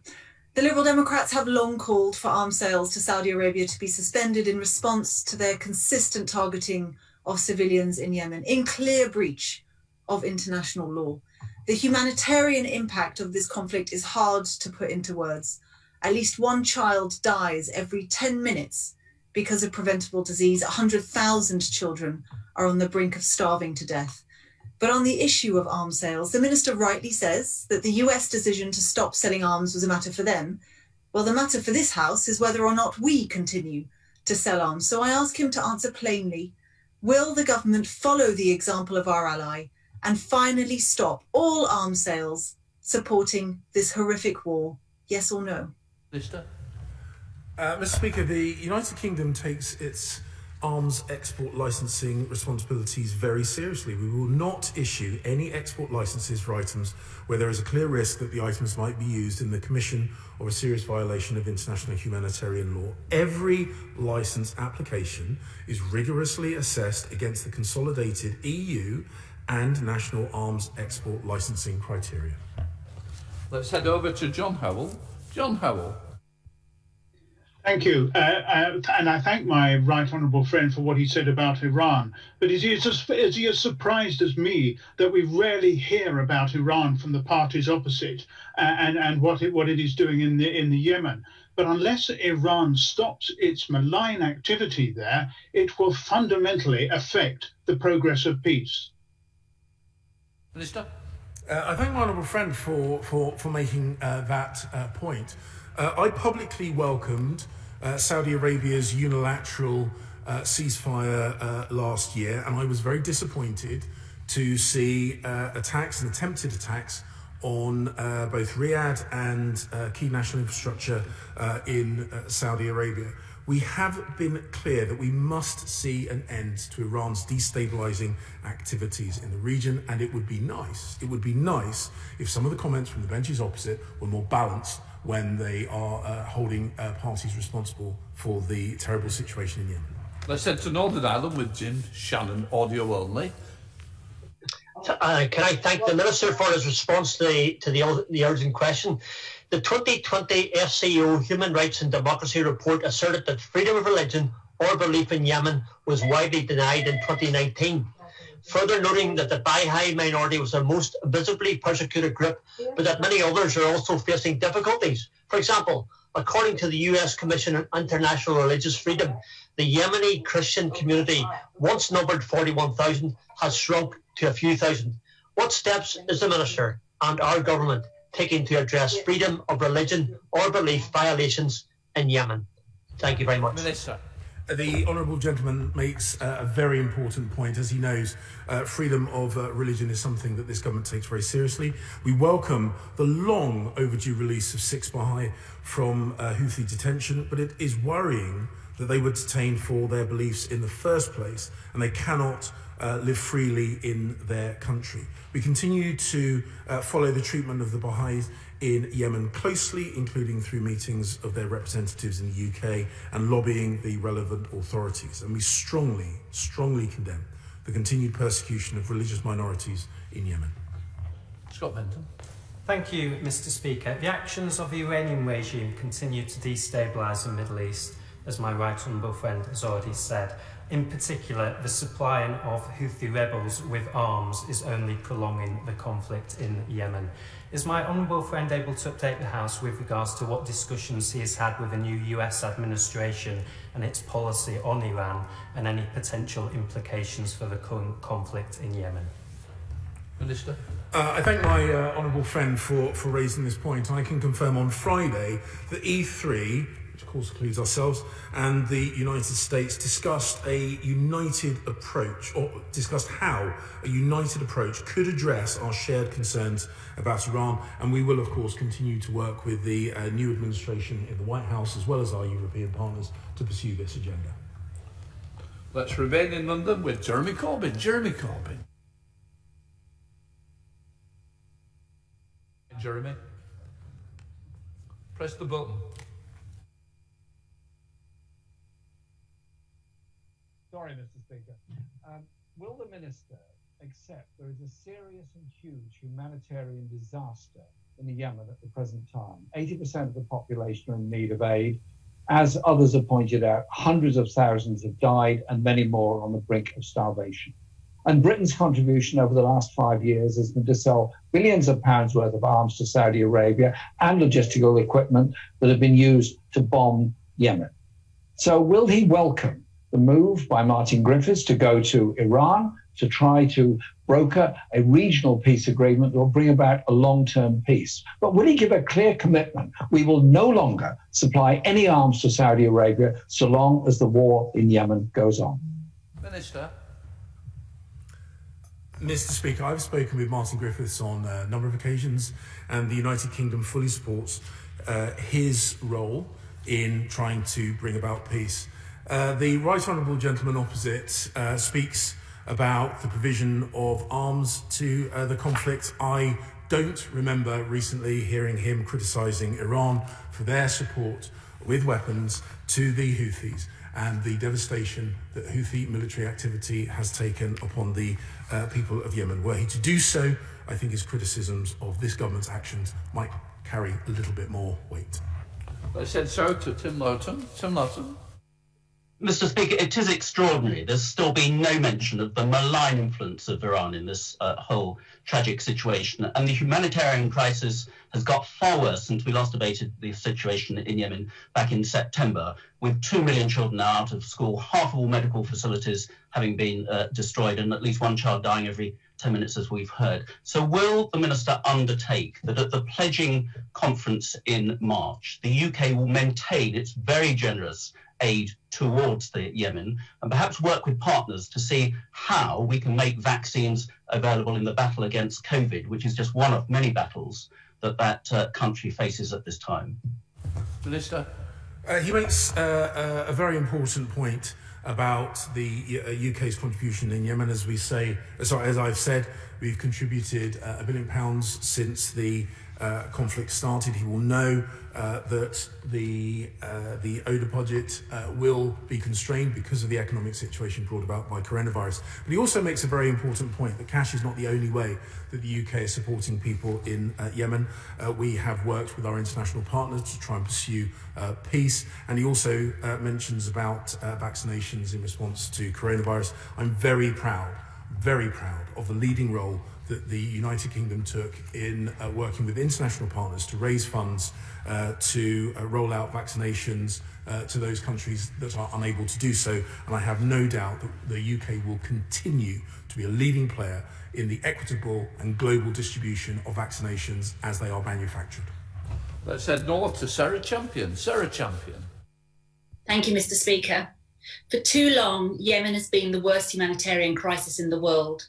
So what steps is the Minister taking to protect UK aid spending to Yemen from his government's cuts? And how is he encouraging the participation of women and girls in conflict resolution and peacekeeping in Yemen? Minister? I thank the Honourable Lady for the points that she has made. As she knows, coronavirus has, in the UK, as indeed around the rest of the world, had a severe and detrimental effect on our economies, and this will have an impact on our aid spend. Nevertheless, Yemen will remain a UK priority country. We will continue to use the full force of our diplomatic efforts to bring about peace. I'm also very glad she's raised the importance of women peace builders. I myself have spoken virtually, unfortunately, with women in Yemen, and I have so I am the ministerial lead for women, peace and security, and I have on numerous occasions called for the voices of women in Yemen and further afield to be right at the heart of decision making about peace building, and I will continue to do so.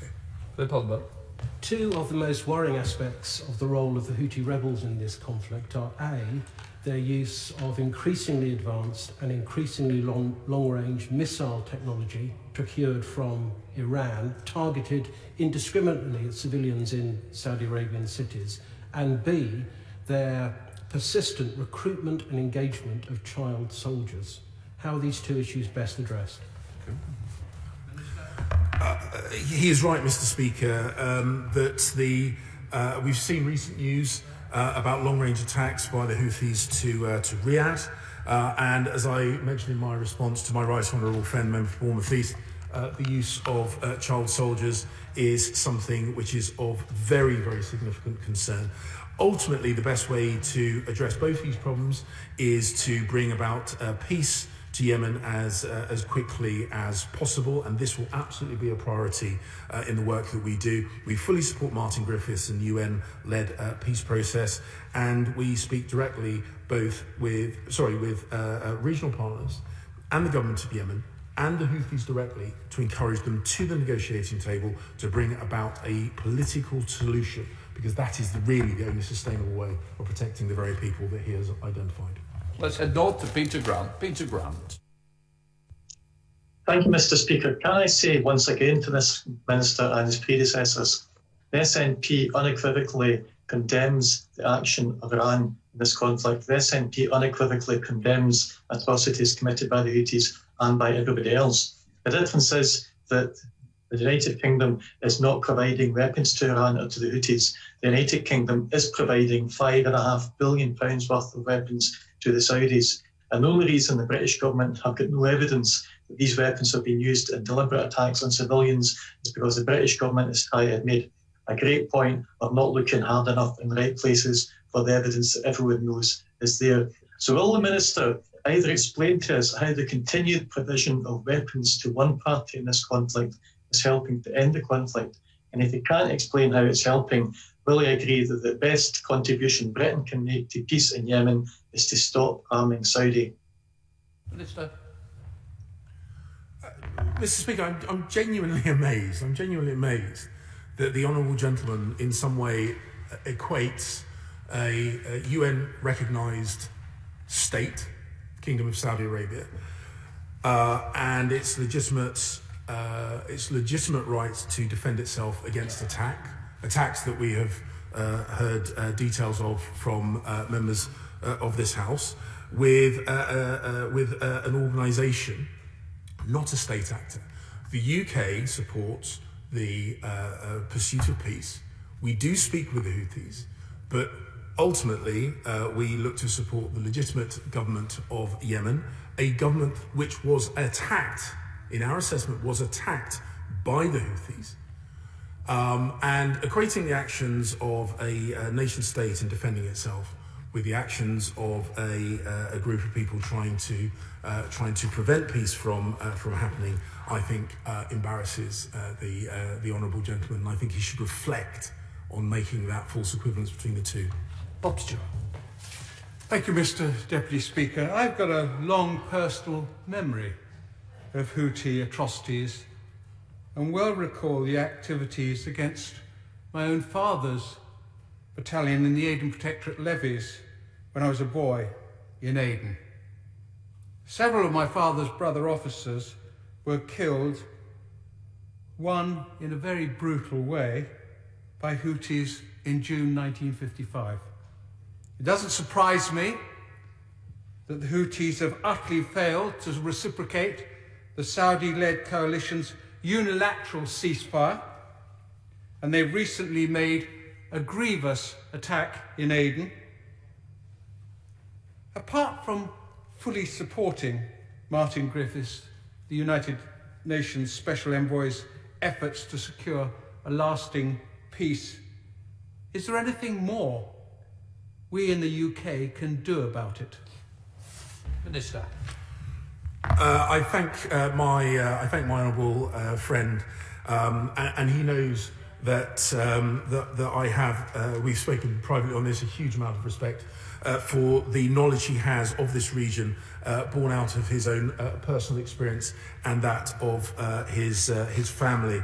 Our assessment is that the best way of bringing about meaningful peace is working through the UN and the work of Martin Griffiths. We support his work by speaking directly with the various parties involved in this. Indeed, both, as I say, the government of Yemen and the Houthis directly, to encourage them to bring about a meaningful political resolution to this. I genuinely hope that in years to come, other people sitting on these benches will not have to repeat deaths and conflict in Yemen as he has done, and the UK will continue to work tirelessly to bring about a sustainable, peaceful resolution to this long-standing and difficult issue. Let's return to the north with Jill Furness. Jill Furness. Thank you, Mr. Speaker. This year will mark the 7th anniversary of the start of the war in Yemen, a war that has led to the largest humanitarian crisis in the world. UNICEF has described Yemen as a living hell. Last week, the US pledged to stop support for offensive Saudi operations in the country. Does the Minister agree with me? It is now time for the UK to follow suit and committing to go that extra mile so it can stop this horrific war. Minister. Mr. Speaker, the thing that will stop this war is if the Houthis respect and reciprocate the unilateral ceasefire that we saw from Saudi-led coalition last year. Unfortunately, we see through things like the attack on the Yemeni government at Aden airport, the drone attacks going to Yemen, and the other attacks raised by honourable and right honourable members in this House, that at the moment the Houthis are not reciprocating these overtures towards peace. We strongly encourage them to do so. We will work with the international community to support meaningful peace efforts that are made.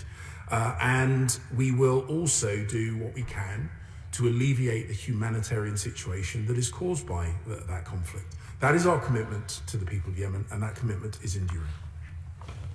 Back to London with Nikki Aitken. Nikki Aitken.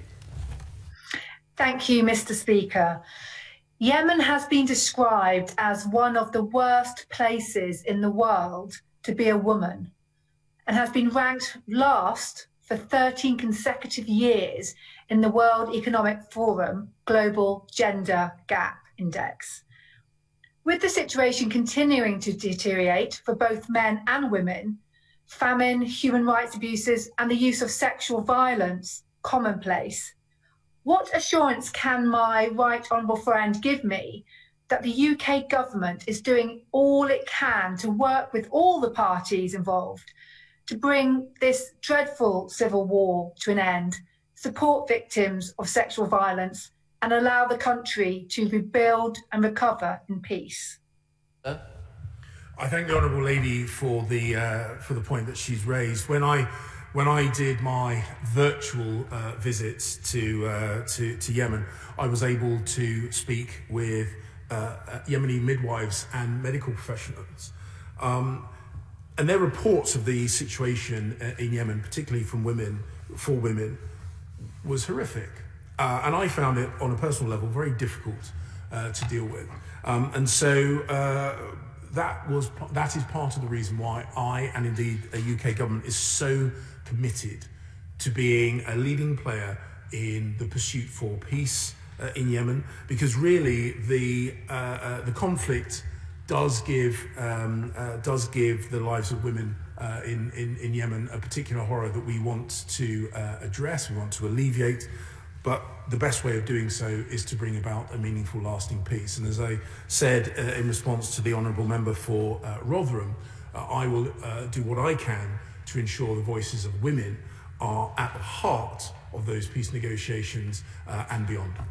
Let's head north with Andrew Gwynn. Andrew Gwynn in the northwest. Thank you. I welcome this urgent question because the humanitarian situation is just dire. Now, I've heard what the Minister said about the rigorous nature of British arms licences, but I'm afraid it just sounds like whataboutery whilst innocent people are being killed by British-made arms.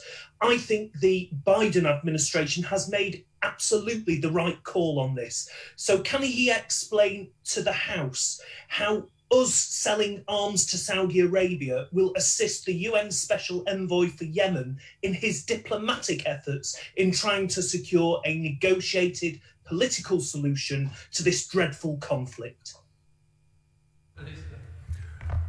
Mr. Speaker, the ability for a nation state to defend itself is widely recognised as legitimate.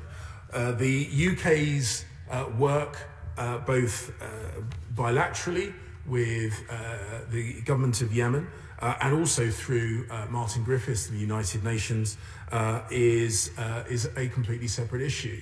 And we are working very hard, and we will continue to work very hard to alleviate the humanitarian situation until a sustainable peace is brought about, and we will work just as hard to support Martin Griffiths and the United Nations and the regional players to bring that peace about. Let's head south to Fleet Drummond. Fleet Drummond. Mr. Speaker, the United Nations said last week that it had indefinitely delayed the salvage operation off the coast of Yemen to avert an ecological disaster from the oil tanker FSO Safa, which holds roughly 48 million gallons of oil, citing a failure by the Houthis to guarantee the salvage team's safety in writing. Has the Minister got any further information on the efforts to stabilise and empty the oil tanker?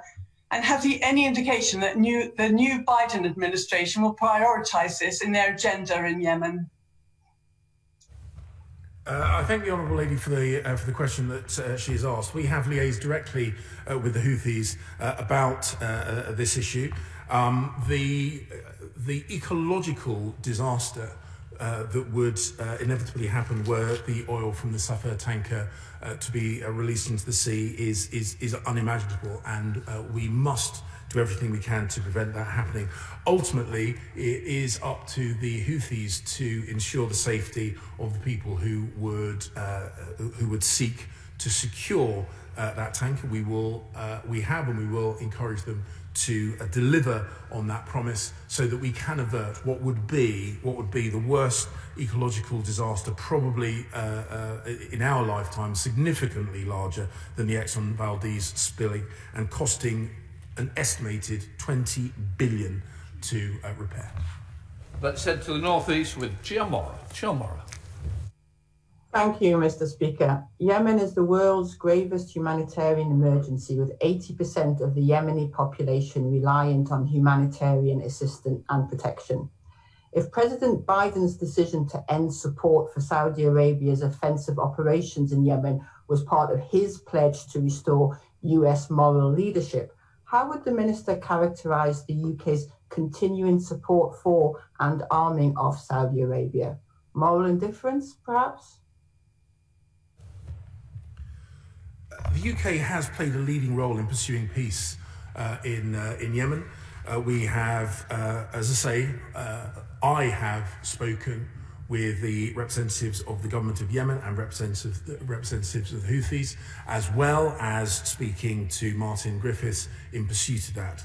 The UK absolutely stands by its leading position in attempting to bring about a meaningful and sustainable peace in Yemen. Remaining in the northeast with Deanna Davison. Deanna. Thank you, Mr. Speaker, and I thank my right honourable friend for his response to this very timely, urgent question. Can I ask my right honourable friend what role the UK can play to ensure all partners in the region are working actively to end the war in Yemen? Minister. I thank the honourable lady for the point that she has made, and she's right to highlight the diplomatic work that is necessary in this. And the UK plays a very active role, both as a humanitarian donor in our own right, also encouraging other countries around the world and around the region to support the humanitarian effort, and also to encourage the active engagement both within Yemen and beyond Yemeni borders to bring about a coalition of the willing to drive the peace agenda forward. We will continue to act both as humanitarian supporters and also as the convener and encourager of the diplomatic efforts to bring about peace. So to Lloyd Russell-Moyle. Lloyd Russell-Moyle. Thank you, Mr. Speaker. Look, this is a complex conflict which any sensible government would not take sides on. Clearly, there is evil on all sides, and the Houthis are some of the worst out of all of them. But the UK has repeatedly sided with Saudi Arabia, their coalition partners, and even their proxy terrorist group, Al-Qaeda, in the Yemen. The government has been found guilty of illegally approving arms sales by British courts and has even broken UK court orders to prevent further arms sales last year, having to apologise to the courts. It surely now is the right time to stop the rhetoric and mistruth that we have the strongest arms control in the world. We do not. And follow the US lead, stop British complicity, and stop the arms licences being approved and revoke those that continue to be extant. Will the Minister just do the right thing? Minister. The comments that the honourable gentleman has made equating the activities of regional players as being equal, Mr. Speaker, I'm sorry, it is almost beyond credible. His deployment of the word evil in respect of this, I think, betrays his prejudices rather than any flaw in the UK government policy. We will continue to pursue pursue peace in the region. We will continue to support humanitarian efforts until that peace is brought about. Are you bothered? Thank you, Mr. Speaker. It's clear that the reason the Houthis won't meaningfully engage in the quest for peace is because they continue to get military, financial and political support from an Iranian regime. So could I ask the Minister what steps the UK is taking to pressure the Iranian regime to end this reckless and destabilising intervention? Minister.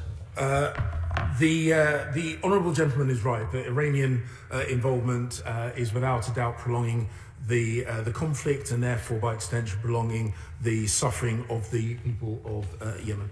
We support the work of Martin Griffiths and the United Nations in attempting to bring about a resolution to this issue by speaking to all the parties involved, and we will work both with our E3 partners and the new administration in the White House to put pressure on Iran to stop supporting the violent activities of the Houthis and help us bring about peace in Yemen. To North Ayrshire with Patricia Gibson. Patricia Gibson. Thank you, Mr. Speaker. Despite the UK government's claims that it provides training to the Saudi-led coalition to avoid civilian casualties and prevent Saudi Arabia from breaching international humanitarian law, there is no sign that this has reduced the deadly toll of the air raids.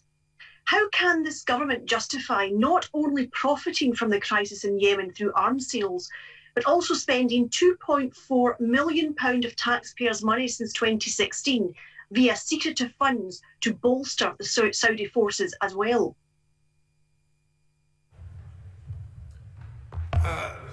Mr. Speaker, the UK is proud of the role that we have taken in trying to uphold international humanitarian law and working with countries around the region to try and improve and support their institutions. And that is part of our ongoing agenda as being a force for good in the world, and we are proud of that role. Let's head to Harrow with Bob Blackman. Bob Blackman. very much, Mr. Speaker. And other members have raised the issue of the nefarious activities of Iran acting in a proxy fashion in Yemen. And the reality is the people of Yemen are suffering as a result. Does my right honourable friend agree with me that it is absolutely essential for the United Kingdom to retain good relations with Saudi Arabia to ensure balance in the region and also eliminate the humanitarian problems that are occurring in Yemen as a result of Iran's activities? Thank you, Mr. Speaker. My honourable friend is absolutely right that Saudi Arabia is one of the larger contributors to humanitarian support for the people of Yemen, and maintaining good bilateral relations is an important part of that. But more broadly, it is also the case that Saudi Arabia maintains is a strong bilateral partner on a whole range of issues, including security issues, which keep British people, British interests, as well as Saudis safe. And we will continue to work with them, with the government of Yemen, and other countries in the region to try and bring about a sustainable political solution and peace for the people of Yemen. I'm suspending the House for 3 minutes to enable the necessary arrangements for the next business to be made. Order. All right, no.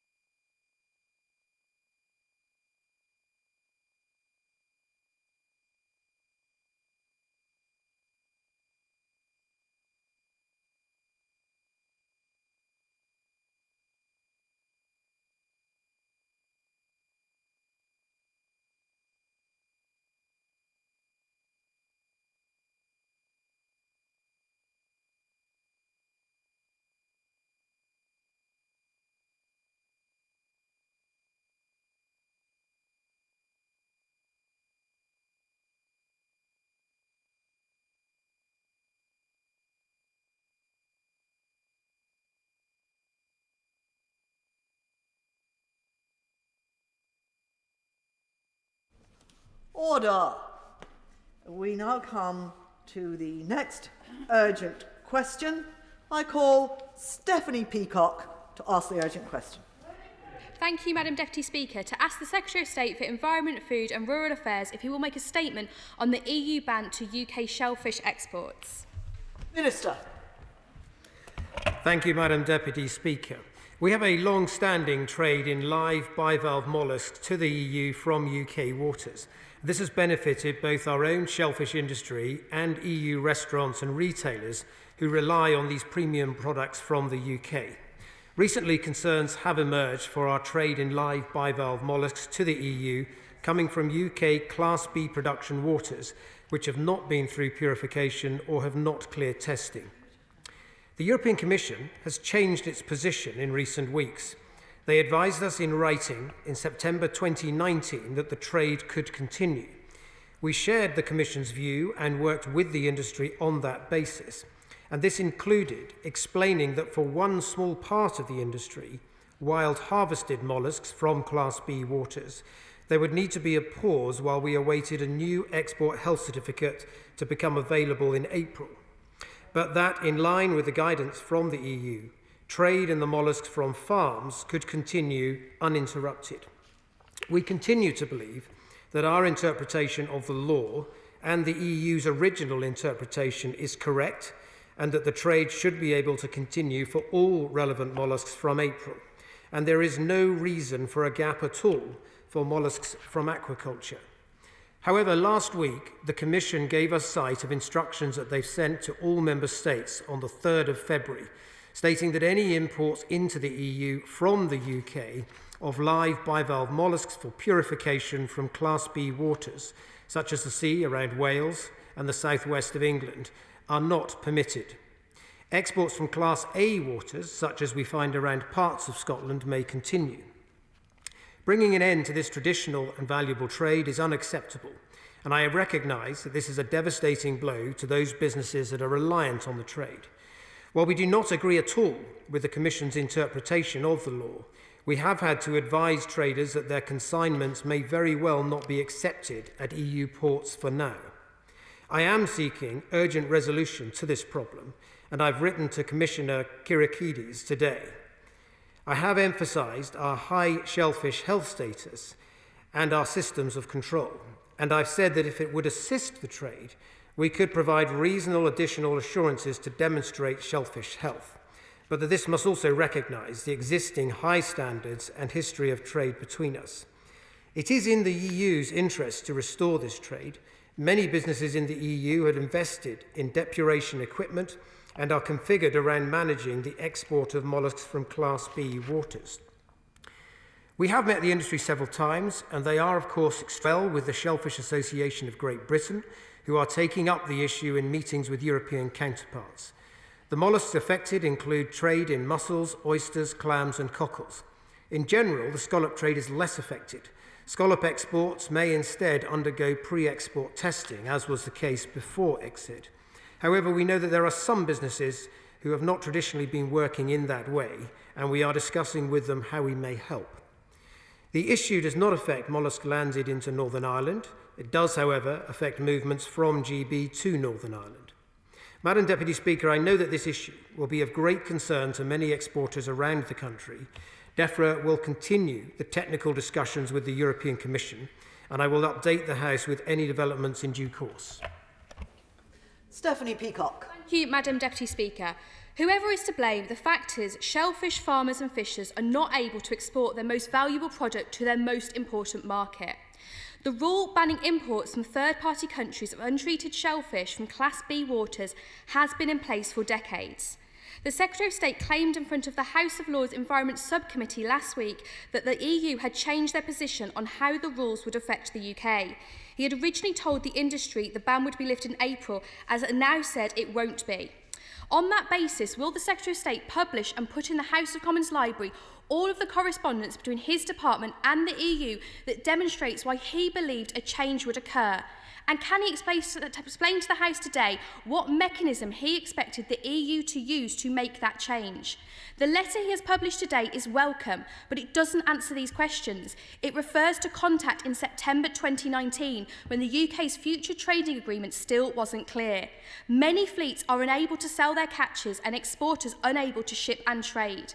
What assessment has his department made of how many businesses and employees are affected by this situation? What provision has his department made to use some of the £23 million compensation fund that the government recently announced to support the businesses who are unable to trade, and how long will that support last? A multi-million pound industry has ground to a halt overnight. Jobs and communities are at risk. Unless this situation is resolved, the UK shellfish industry will not survive. Minister. Well, Madam Deputy Speaker, the Honourable Lady makes reference to the evidence that I gave to the House of Lords, and indeed that's entirely in line with what I've just set out. It is the case that in September 2019, the European Commission told us that in respect of wild-caught molluscs, there would be a need for a new export health certificate, and they indicated that that could not come on stream until April, when that was discussed with them more recently. But they said that the existing trade in farmed molluscs could continue under existing export health certificates. So they have indeed changed their position. Now, the Honourable Lady asked whether I will put that correspondence in the library. I'm happy to do so, indeed including the letter that I've written today to the Commission and including that earlier letter from 2019. She asks what we wanted to have changed. The answer is we don't really want anything to be changed. We simply want the European Union to abide by their existing laws. And the export of molluscs is governed by the animal health regime. And it falls under Directive 2006/88/EC and Regulation 1251/2008. And those two directives and regulations are clear that the export of bivalve live molluscs are indeed lawful. The Commission appear to be now pointing to separate public health regulations, namely Regulation 853/2004 and Regulation 2019/628, and they suggest that these are the reason for a prohibition on sale. But again, that is also incorrect because that legislation is clear through Article 12 of the Commission Implementing Regulation 429/628. It makes clear that it does not apply whether molluscs are exported to a depuration centre. And this is because when they're sent to a depuration centre, they are not yet food for sale. And therefore, even under the reason given by the European Commission for this change in position, that is not consistent with the EU's existing law. That is why, Madam Deputy Speaker, we will continue to raise these issues with the Commission, because under both the aquatic animal health regime and indeed the public health regulations that the EU have cited, there is no legal justification for a bar on this trade.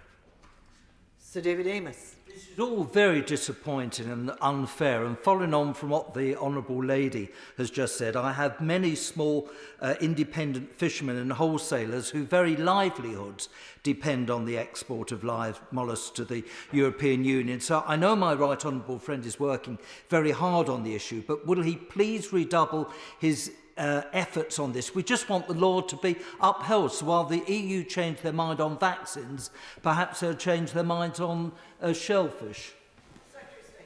Well, my honourable friend, makes an important point. We do believe that the EU have simply made an error in interpretation of the law on all of these regulations that they have cited. We're working closely with them to try to resolve this at a technical level. We don't think that the ban they put in place is at all justified, and indeed it represents a complete about turn on everything they've told us to date. We want the EU market to have access to the fantastic shellfish that we produce in constituencies like his own. Now we go to the SNP spokesman, Deirdre Brock. Thank you, Madam Deputy Speaker. The past 5 weeks have been an absolute nightmare for food exporting businesses. Fishing businesses are facing bankruptcy, dairies can't shift their cheeses, meat was sitting rotting in lorries stuck in customs. Small businesses ended mail order deliveries to Northern Ireland. European truckers are refusing UK loads bound for Europe for fear they'll end up stuck in a lorry park in Kent. 40 years of building good customer bases in Europe have been swept away in 1 month by this government's incompetence. The government blamed the companies for not getting the paperwork right, said it was teething problems, or blamed the French, the Dutch, or any other big boy who might have done it and run away. Will the government accept that the fault and the blame lie with them, that it's because they made a bollocks of Brexit? And will they go back to the EU to seek a grace period and new negotiations on market access, even if that means accepting some regulatory alignment? Secretary of State. Madam Deputy Speaker, we will not accept regulatory alignment. This country voted to become an independent, self-governing country again, to make its own laws again. We were elected as a government on a clear manifesto commitment to deliver what people voted for in the referendum, and that is what we have done. And of course, there have been teething problems in these early stages as people familiarise themselves with new paperwork. It's not just businesses, it's also border control post inspectors in France and in the Netherlands. They're also on quite a steep learning curve. They are getting better. We are working with them to iron out difficulties. For instance, the French at one point had said everything needed to be in blue ink. They now accept that that's not correct and that's not what's required in law. So we're working, of course, to work to iron out these difficulties, working with authorities in France and the Netherlands and Ireland to try to improve these processes. And yes, of course, we would be willing to have a discussion with the European Commission about how we might modernise some of the forms that they have to make them more user-friendly. Now we go to Thirsk and Moulton. To Kevin Holland. Thank you, Madam Deputy Speaker. And I didn't realise bollocks was parliamentary language, but obviously that's for you to decide. But my right honourable friend is very familiar with the Filey fishing community, and lobster and crabs are an important market for them. Food exporters of all types are finding it more difficult in instances to export to the EU currently than non-EU countries. And it seems to be, as he said in his opening remarks, a consistency problem and a common understanding of the rules. Would he do whatever he can to build an agreement that deals with food and plant exports and resolves these issues as soon as possible? Well, Madam Speaker, my honourable friend makes a very important point. I focused my comments so far on bivalve molluscs, where the European Union now proposing an outright ban, which is a change on their former position. We are aware that there have also been some teething issues in other sections of the shellfish industry, notably crabs and lobsters, particularly when these are exported live. There have been improvements. We are now seeing a lot of consignments going through the short straits and clearing border control posts, often in no more than 45 minutes, and reaching their destination on time. But yes, I also agree with him that the paperwork associated with that could be improved. It would require the EU to engage constructively in such a discussion. On the matter of unparliamentary language, the honourable gentleman is quite right to question the matter. The honourable lady uttered a phrase which, although I would not have allowed it had she directed it specifically at any individual member of this House, I didn't interrupt her in the way in which she used it in her question, but I do remind all honourable members that regardless of whether they are participating virtually or physically, they ought to be very careful never to use any language which could be considered offensive. We are honourable members in this place. We go now to Westmoreland, to Tim Farron. Thank you, Madam Deputy Speaker. Families in Floutborough, my constituency, have fished on the sands for centuries. In recent generations, they have built a market that means the majority of their catch is sold in France. The government's failure to secure export rights for Floutborough fishermen is a negligent betrayal of my communities. And my constituents do not care whose fault it is and are not impressed with the Secretary of State's buck passing while their livelihoods are destroyed. So will he be clear what he will do to compensate my constituents and restore their access to live shellfish markets as they had been promised? Well, Madam Deputy Speaker, both the UK government and his constituents and other bivalve mollusk producers around the country were all promised by the European Commission that this is a trade that could continue. Of course, we're all greatly disappointed by this about turn by the European Union. It's a change that they made just last week. I have now written to the Commissioner setting out why that approach is wrong in law. And we will, of course, be progressing those technical discussions so that this trade can resume, since there is no justification, either animal health or plant health, for such a ban to be put in place. Now we go to Aylesbury, to Rob Butler. Thank you, Madam Deputy Speaker. Does my right honourable friend share my utter frustration that the European Union has completely changed its position on the rules governing the export of unpurified shellfish, with virtually no notice, putting UK exporters in an extremely difficult position and hardly acting in the EU's promised spirit of fairness and cooperation? Madam Deputy Speaker, I absolutely share my honourable friend's frustration at the way the EU have conducted themselves in this matter.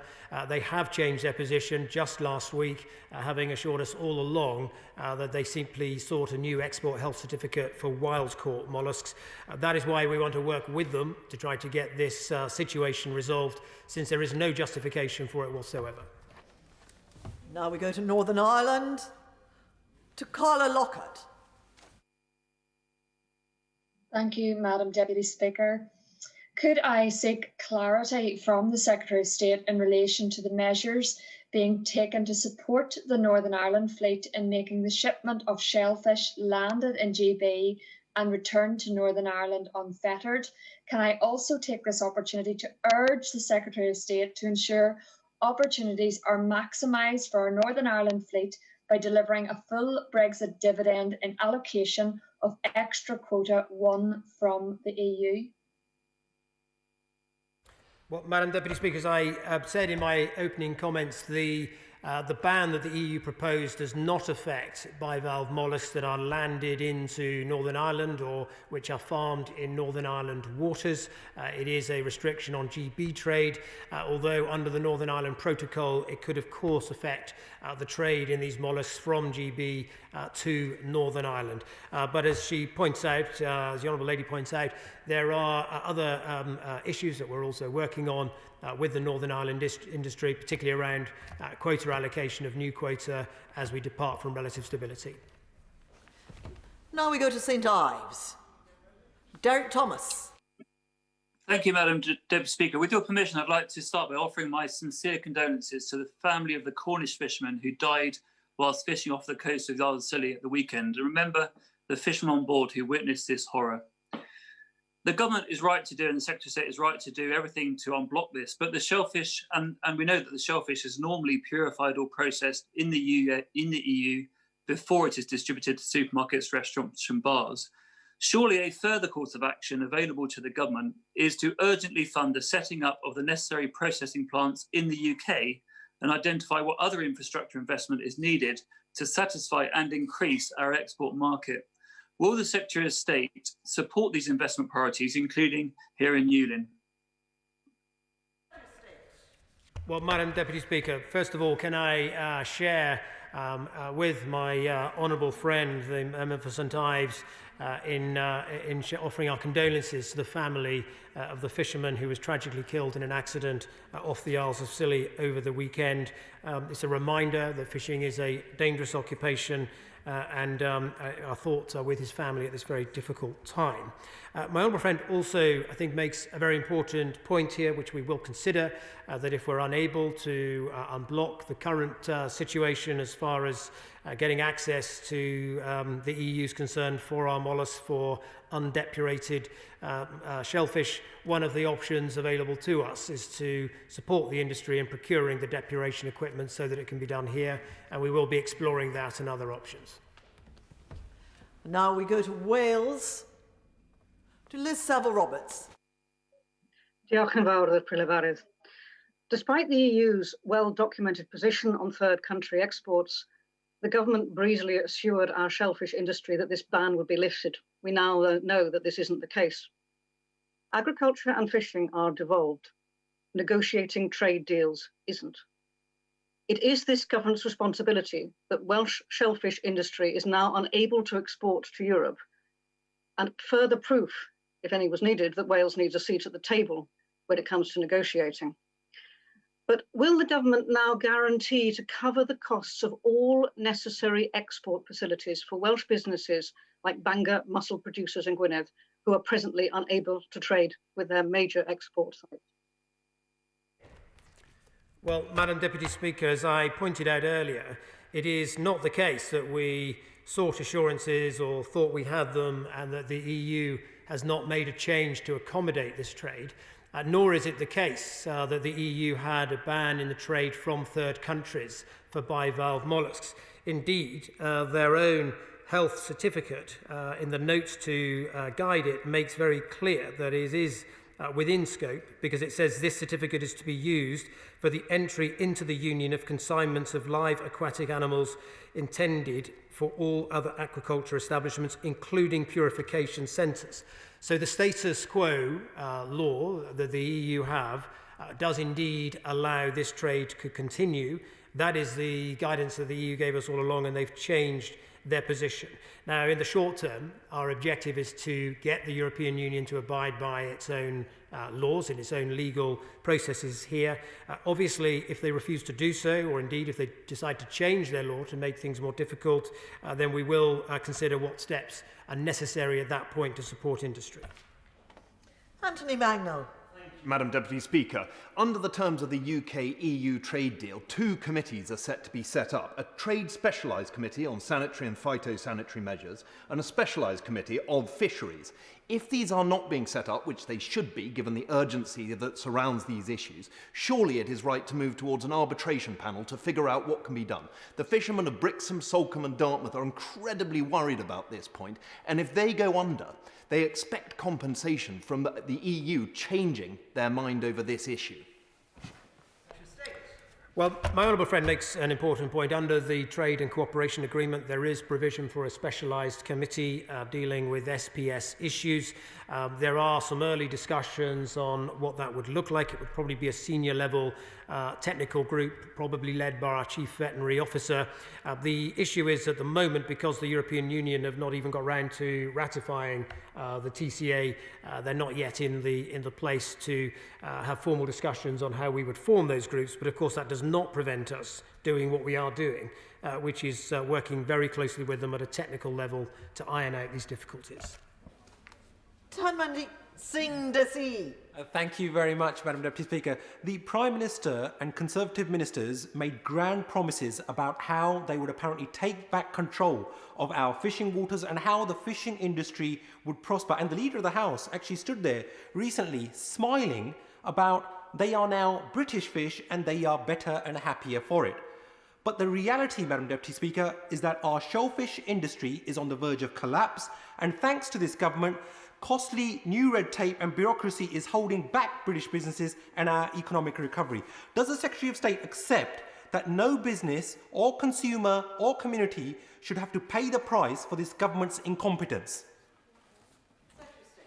Well, Madam Deputy Speaker, the reality of the Trade and Cooperation Agreement is that the fisheries section of that delivered a 25% uplift in fishing opportunities, a rebalancing of the sharing arrangements, an abandonment of relative stability as the quid pro quo for granting the EU continued access to our waters for 5.5 years, and we're free to review it after that. We also have the freedom to set our own regulations in this area. But we do recognise there's been teething problems. That is why the government's announced a new £23 million Fisheries Disruption Fund to support those businesses who struggled with the paperwork in those initial weeks.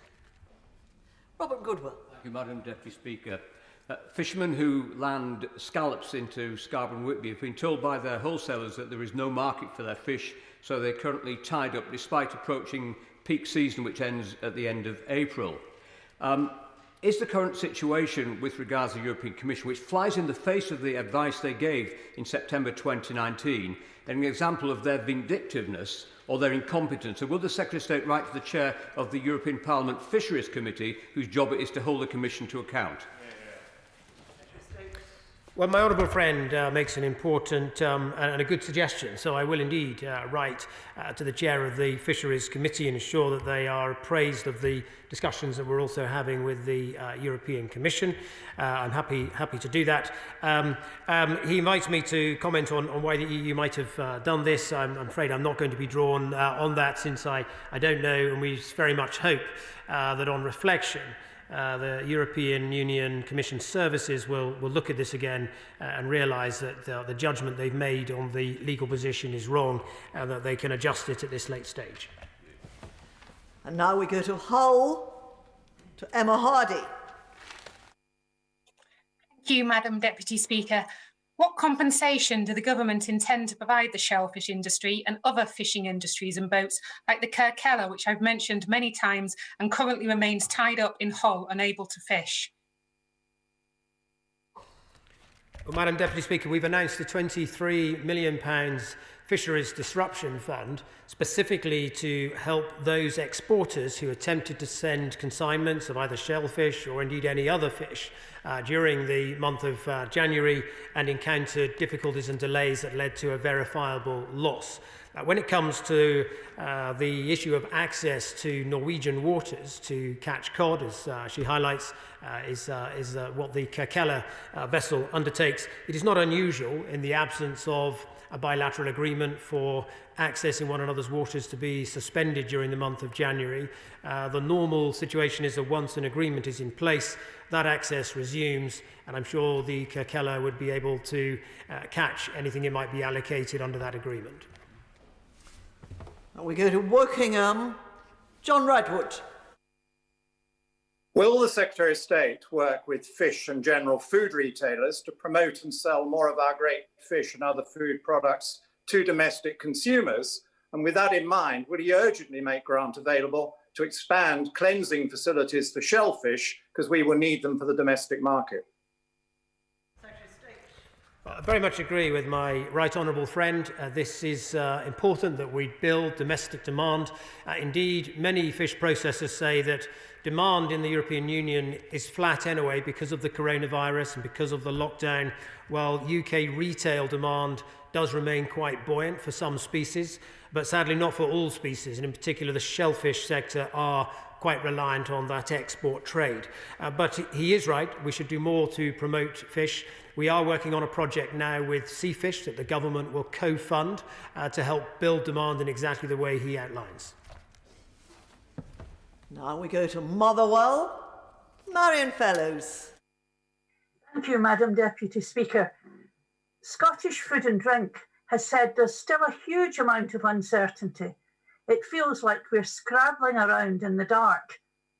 Does the Minister think that suggesting businesses give it a go is alleviating uncertainty for businesses or perpetuating the feeling of being lost in darkness? Well, Madam Deputy Speaker, we've been working with the industry closely over the last month to iron out some of the difficulties that have been encountered, helping businesses understand where they may have made some small errors on the paperwork at the beginning, helping to understand from businesses the problems that they are encountering on the French side at border control posts, and also helping understand any errors that fish certifying officers might have made so that we can iron out those difficulties. We're meeting twice a week in a stakeholder group, working very closely with industry to resolve all of the problems being encountered. Now we go to Cornwall. Cheryl Murray. Thank you, Madam Deputy Speaker. And with your permission, I'd like to send my condolences to the family of my constituent who suffered a fatal accident aboard the Newlyn fishing vessel on Saturday. It's almost a decade since Neil was killed, and I know how they feel. Madam Deputy Speaker, I know my right honourable friend has tried his best, but the time has now come to show the EU that we will not surrender to their games over these shellfish exports. I call on him to start the necessary and frequent boardings on EU vessels fishing in our exclusive economic zone to ensure they comply with UK rules. If we disrupt their fishing activity, so be it, but we must show the fishing industry support and also provide details of the promised financial support, without which our industry will not survive. Well, Madam Deputy Speaker, I thank my honourable friend for her comments. I appreciate that this was a constituent of hers and is therefore very close to home, and we all across all sides of the House also recognise the personal tragedy that she suffered with the loss of her husband, Neil. On her wider point about the approach that we're taking to the European Union, it is the case that in many, many areas we have taken a pragmatic, sensible, phased approach in the initial months, but there's no obligation on us to continue that.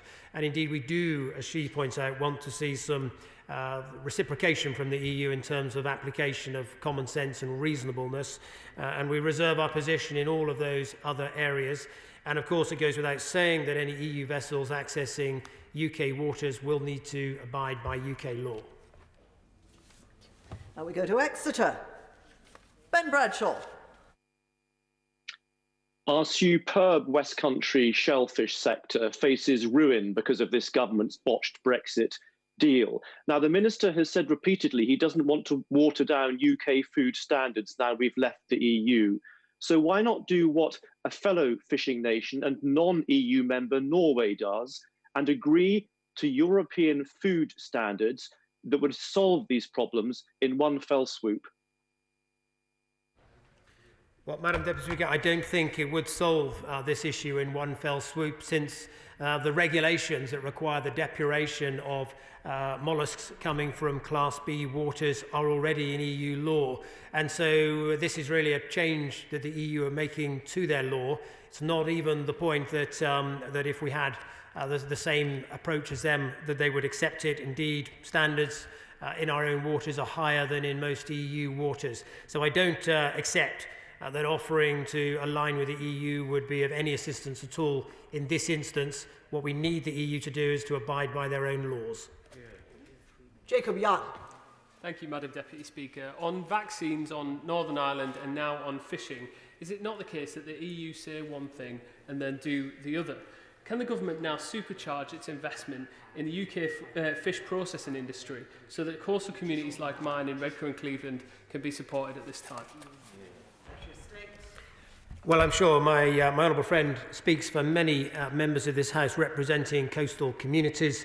As we leave the European Union, yes, indeed, there is an opportunity to build back those coastal communities, to invest in aquaculture, to invest in port facilities and indeed in fish processing facilities. We have launched a new £100 million fund to support such investment.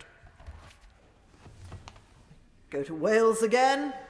Geraint Davis. Madam Deputy Speaker, did the Secretary of State know when the Prime Minister dumped his half-empty EU deal on us in Christmas Eve that it might mean export bans for fishermen from South Wales, from fishing in the Welsh Sea for cockles, for mussels, for oysters? And if he did know there might be such a ban, why didn't he make arrangements that those products could be sold to British consumers, in particular for those in food need? And will he make such arrangements so those fishermen can face a sustainable livelihood and not possible bankruptcy?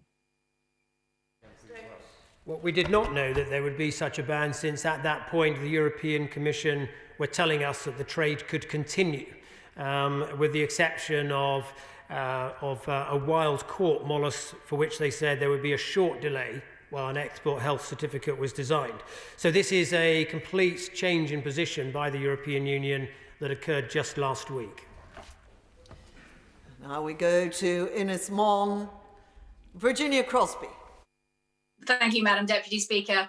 Businesses such as Menai Mussels in my constituency of Ynysmore are struggling to export their molluscs because our Welsh seawaters are grade B and they will not be accepted into EU ports.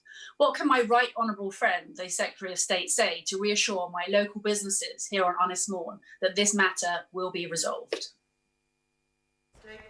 Well, Madam Deputy Speaker, we are doing everything possible to get the European Union to revisit this decision that it appears to take and to actually revert to their original interpretation of the law, which we believe to be right. We believe the approach they've taken is not consistent with EU law and is completely unjustified under either animal health or public health reasons, and that is why we are working very, very hard to get this position changed. Now we go to Northern Ireland again to Stephen Farry. Thank you, Madam Deputy Speaker. The UK currently has a very basic trading regime with respect to food with the EU akin to WTO rules. Surely these problems with shellfish and other food exports point to the need for a UK-EU veterinary agreement, which could be negotiated through the SPS Specialised Committee. And does the Secretary of State recognise that such an agreement would go a long way to diffusing many of the current tensions around the Northern Ireland Protocol? I very much agree with the point that the honourable gentleman raises. Of course, during the negotiations, we had made arguments to the European Union around equivalence, the fact that we could recognise one another's equivalence and have more proportionate regimes. At that point, the EU were simply unwilling to entertain such a discussion. But it is the case that they have veterinary agreements with instance for countries like New Zealand and have lower levels of inspection and simpler procedures to enable trade to continue. And of course, we very much hope that now the TCA is in place, the Trade and Cooperation Agreement's in place, they will see fit to be much more pragmatic and proportionate in the measures they put in place. Now we go to St Austell, Steve Double. Thank you, Madam Deputy Speaker. At the weekend, I got to enjoy some amazing St Austell Bay mussels that I get to watch being harvested by the sea regularly through my window. However, this exceptional produce, along with Cornish scallops and Cornish oysters, cannot currently be enjoyed by people in France or across Europe because of the change in policy by the EU Commission. The Secretary of State will know what a devastating impact this is having on the Cornish fishing industry and how urgent action is now required. So can he please tell me what discussions he has had with the EU Commission about their change in policy, and what hope can he give us of progress being made in the coming days? Well, my honourable friend does indeed have some fantastic mussels grown at St Austell. I know that I visited one of the mussel farms there myself.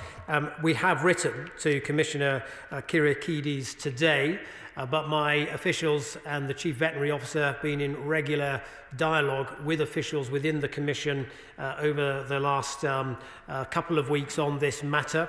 And as I said, there was a change in position that manifested itself just last week. So we are in regular dialogue, and I have in my letter to the Commissioner requested an urgent discussion on this matter.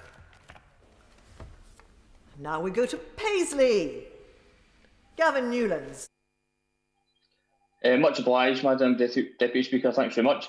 Deep Dock, a mussel exporting specialist, has said that they now require 41 pieces of paper to ship 10 bags of mussels to the EU, where only one was required before. Is this just, as the Minister likes to say, a teething issue, or is it yet another sign that the Tories' Brexit deal has completely failed the UK's fishing industry and communities? Well, Madam Deputy Speaker, it is the case that people seeking to export all fish or products of animal origin now will require an export health certificate. It's also the case that the design of the forms that the EU prescribe in the schedule of their animal health regulation is sometimes a little bit clunky, and it is not particularly user-friendly. And we've had many suggestions from industry about how the form could be improved, particularly from those businesses that are experienced of exporting around the world to other developed countries, many of whom do this far better than the European Union. So we will obviously be seeking to learn the lessons from that and try to encourage the European Union to change the nature of the forms that they have. And now to Norfolk, James Wilde. Thank you very much, Madam Deputy Speaker. This arbitrary action by the European Commission is causing real concern in fishing communities who've already suffered losses from export disruption, and I urge the Secretary of State to confirm details of the compensation scheme. And while I support strongly my right honourable friend's efforts to have this ban lifted, will he also put in place contingency arrangements now to support fishing firms in King's Lynn and elsewhere with grants for purification facilities? Madam Deputy Speaker, as well as seeking to unblock this problem with the Commission to resume the trade, which is obviously our first and most important objective, we are indeed considering other options and other interventions we might make to help the industry adapt should the EU permanently change its position.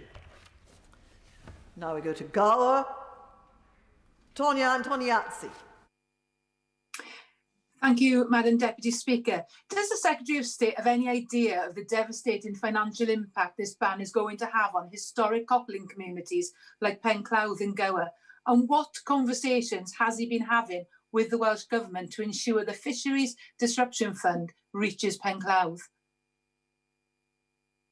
Well, Madam Deputy Speaker, of course, as I said in my opening remarks, we realise that this is devastating for many sections of the mollusk industry, bivalve mollusks. We recognise that a large proportion of these are exported, in some cases up to 80%. That is why we're working so hard to get the Commission to revisit this decision.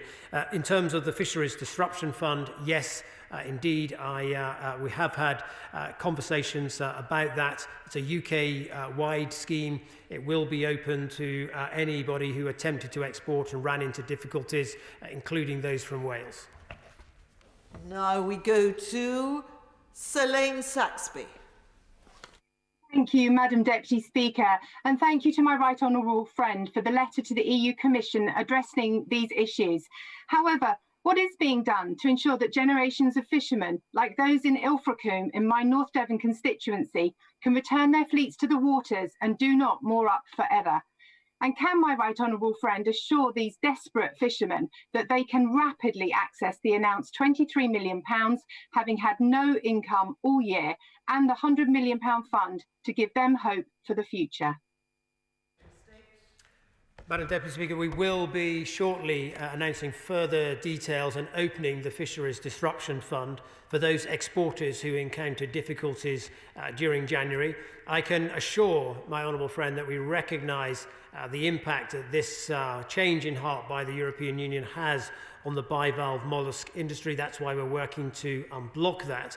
For the wider shellfish industry, including most scallop producers in the catching sector, but also those doing crabs and lobsters, this particular step by the European Union does not affect them, although we recognise that some of those have nevertheless encountered difficulties during January, and the Fisheries Disruption Fund is there to support them. And finally, we go to Sherilyn McCrory. Thank you, Madam Deputy Speaker. I'd like to, first of all, associate myself with the comments from my colleagues and send my condolences to the family of the fisherman that was lost this weekend. I thank my right honourable friend for the work he is doing to resolve this matter, and I'd like to reiterate that it is vital the cash assistance reaches not only the shellfish exporters affected, but also the smallest boats on the Fal estuary who are currently tied up and facing serious difficulties. Also, what assessment does my right honourable friend make of the opinion from some in the industry that their French market was in fact intact and profitable despite restaurants in France being closed in November and December, but is now non-existent and adding to the current issues? Well, Madam Deputy Speaker, I know my honourable friend and a neighbouring MP does have a very important heritage oyster fishery in the Fal, and I've been on board one of those vessels and seen firsthand the work that they do. And of course, the export market will be important for some of those oyster fisheries, including the farmed oyster sector as well. We're working very hard to try to get this position resolved, as I pointed out. You know, it's also the case that I think there'll be a good future for our fishing industry once we can resolve these particular issues. Thank you. In order to allow the Chamber to be prepared for the next item of business, I will now briefly suspend proceedings for 3 minutes. Order!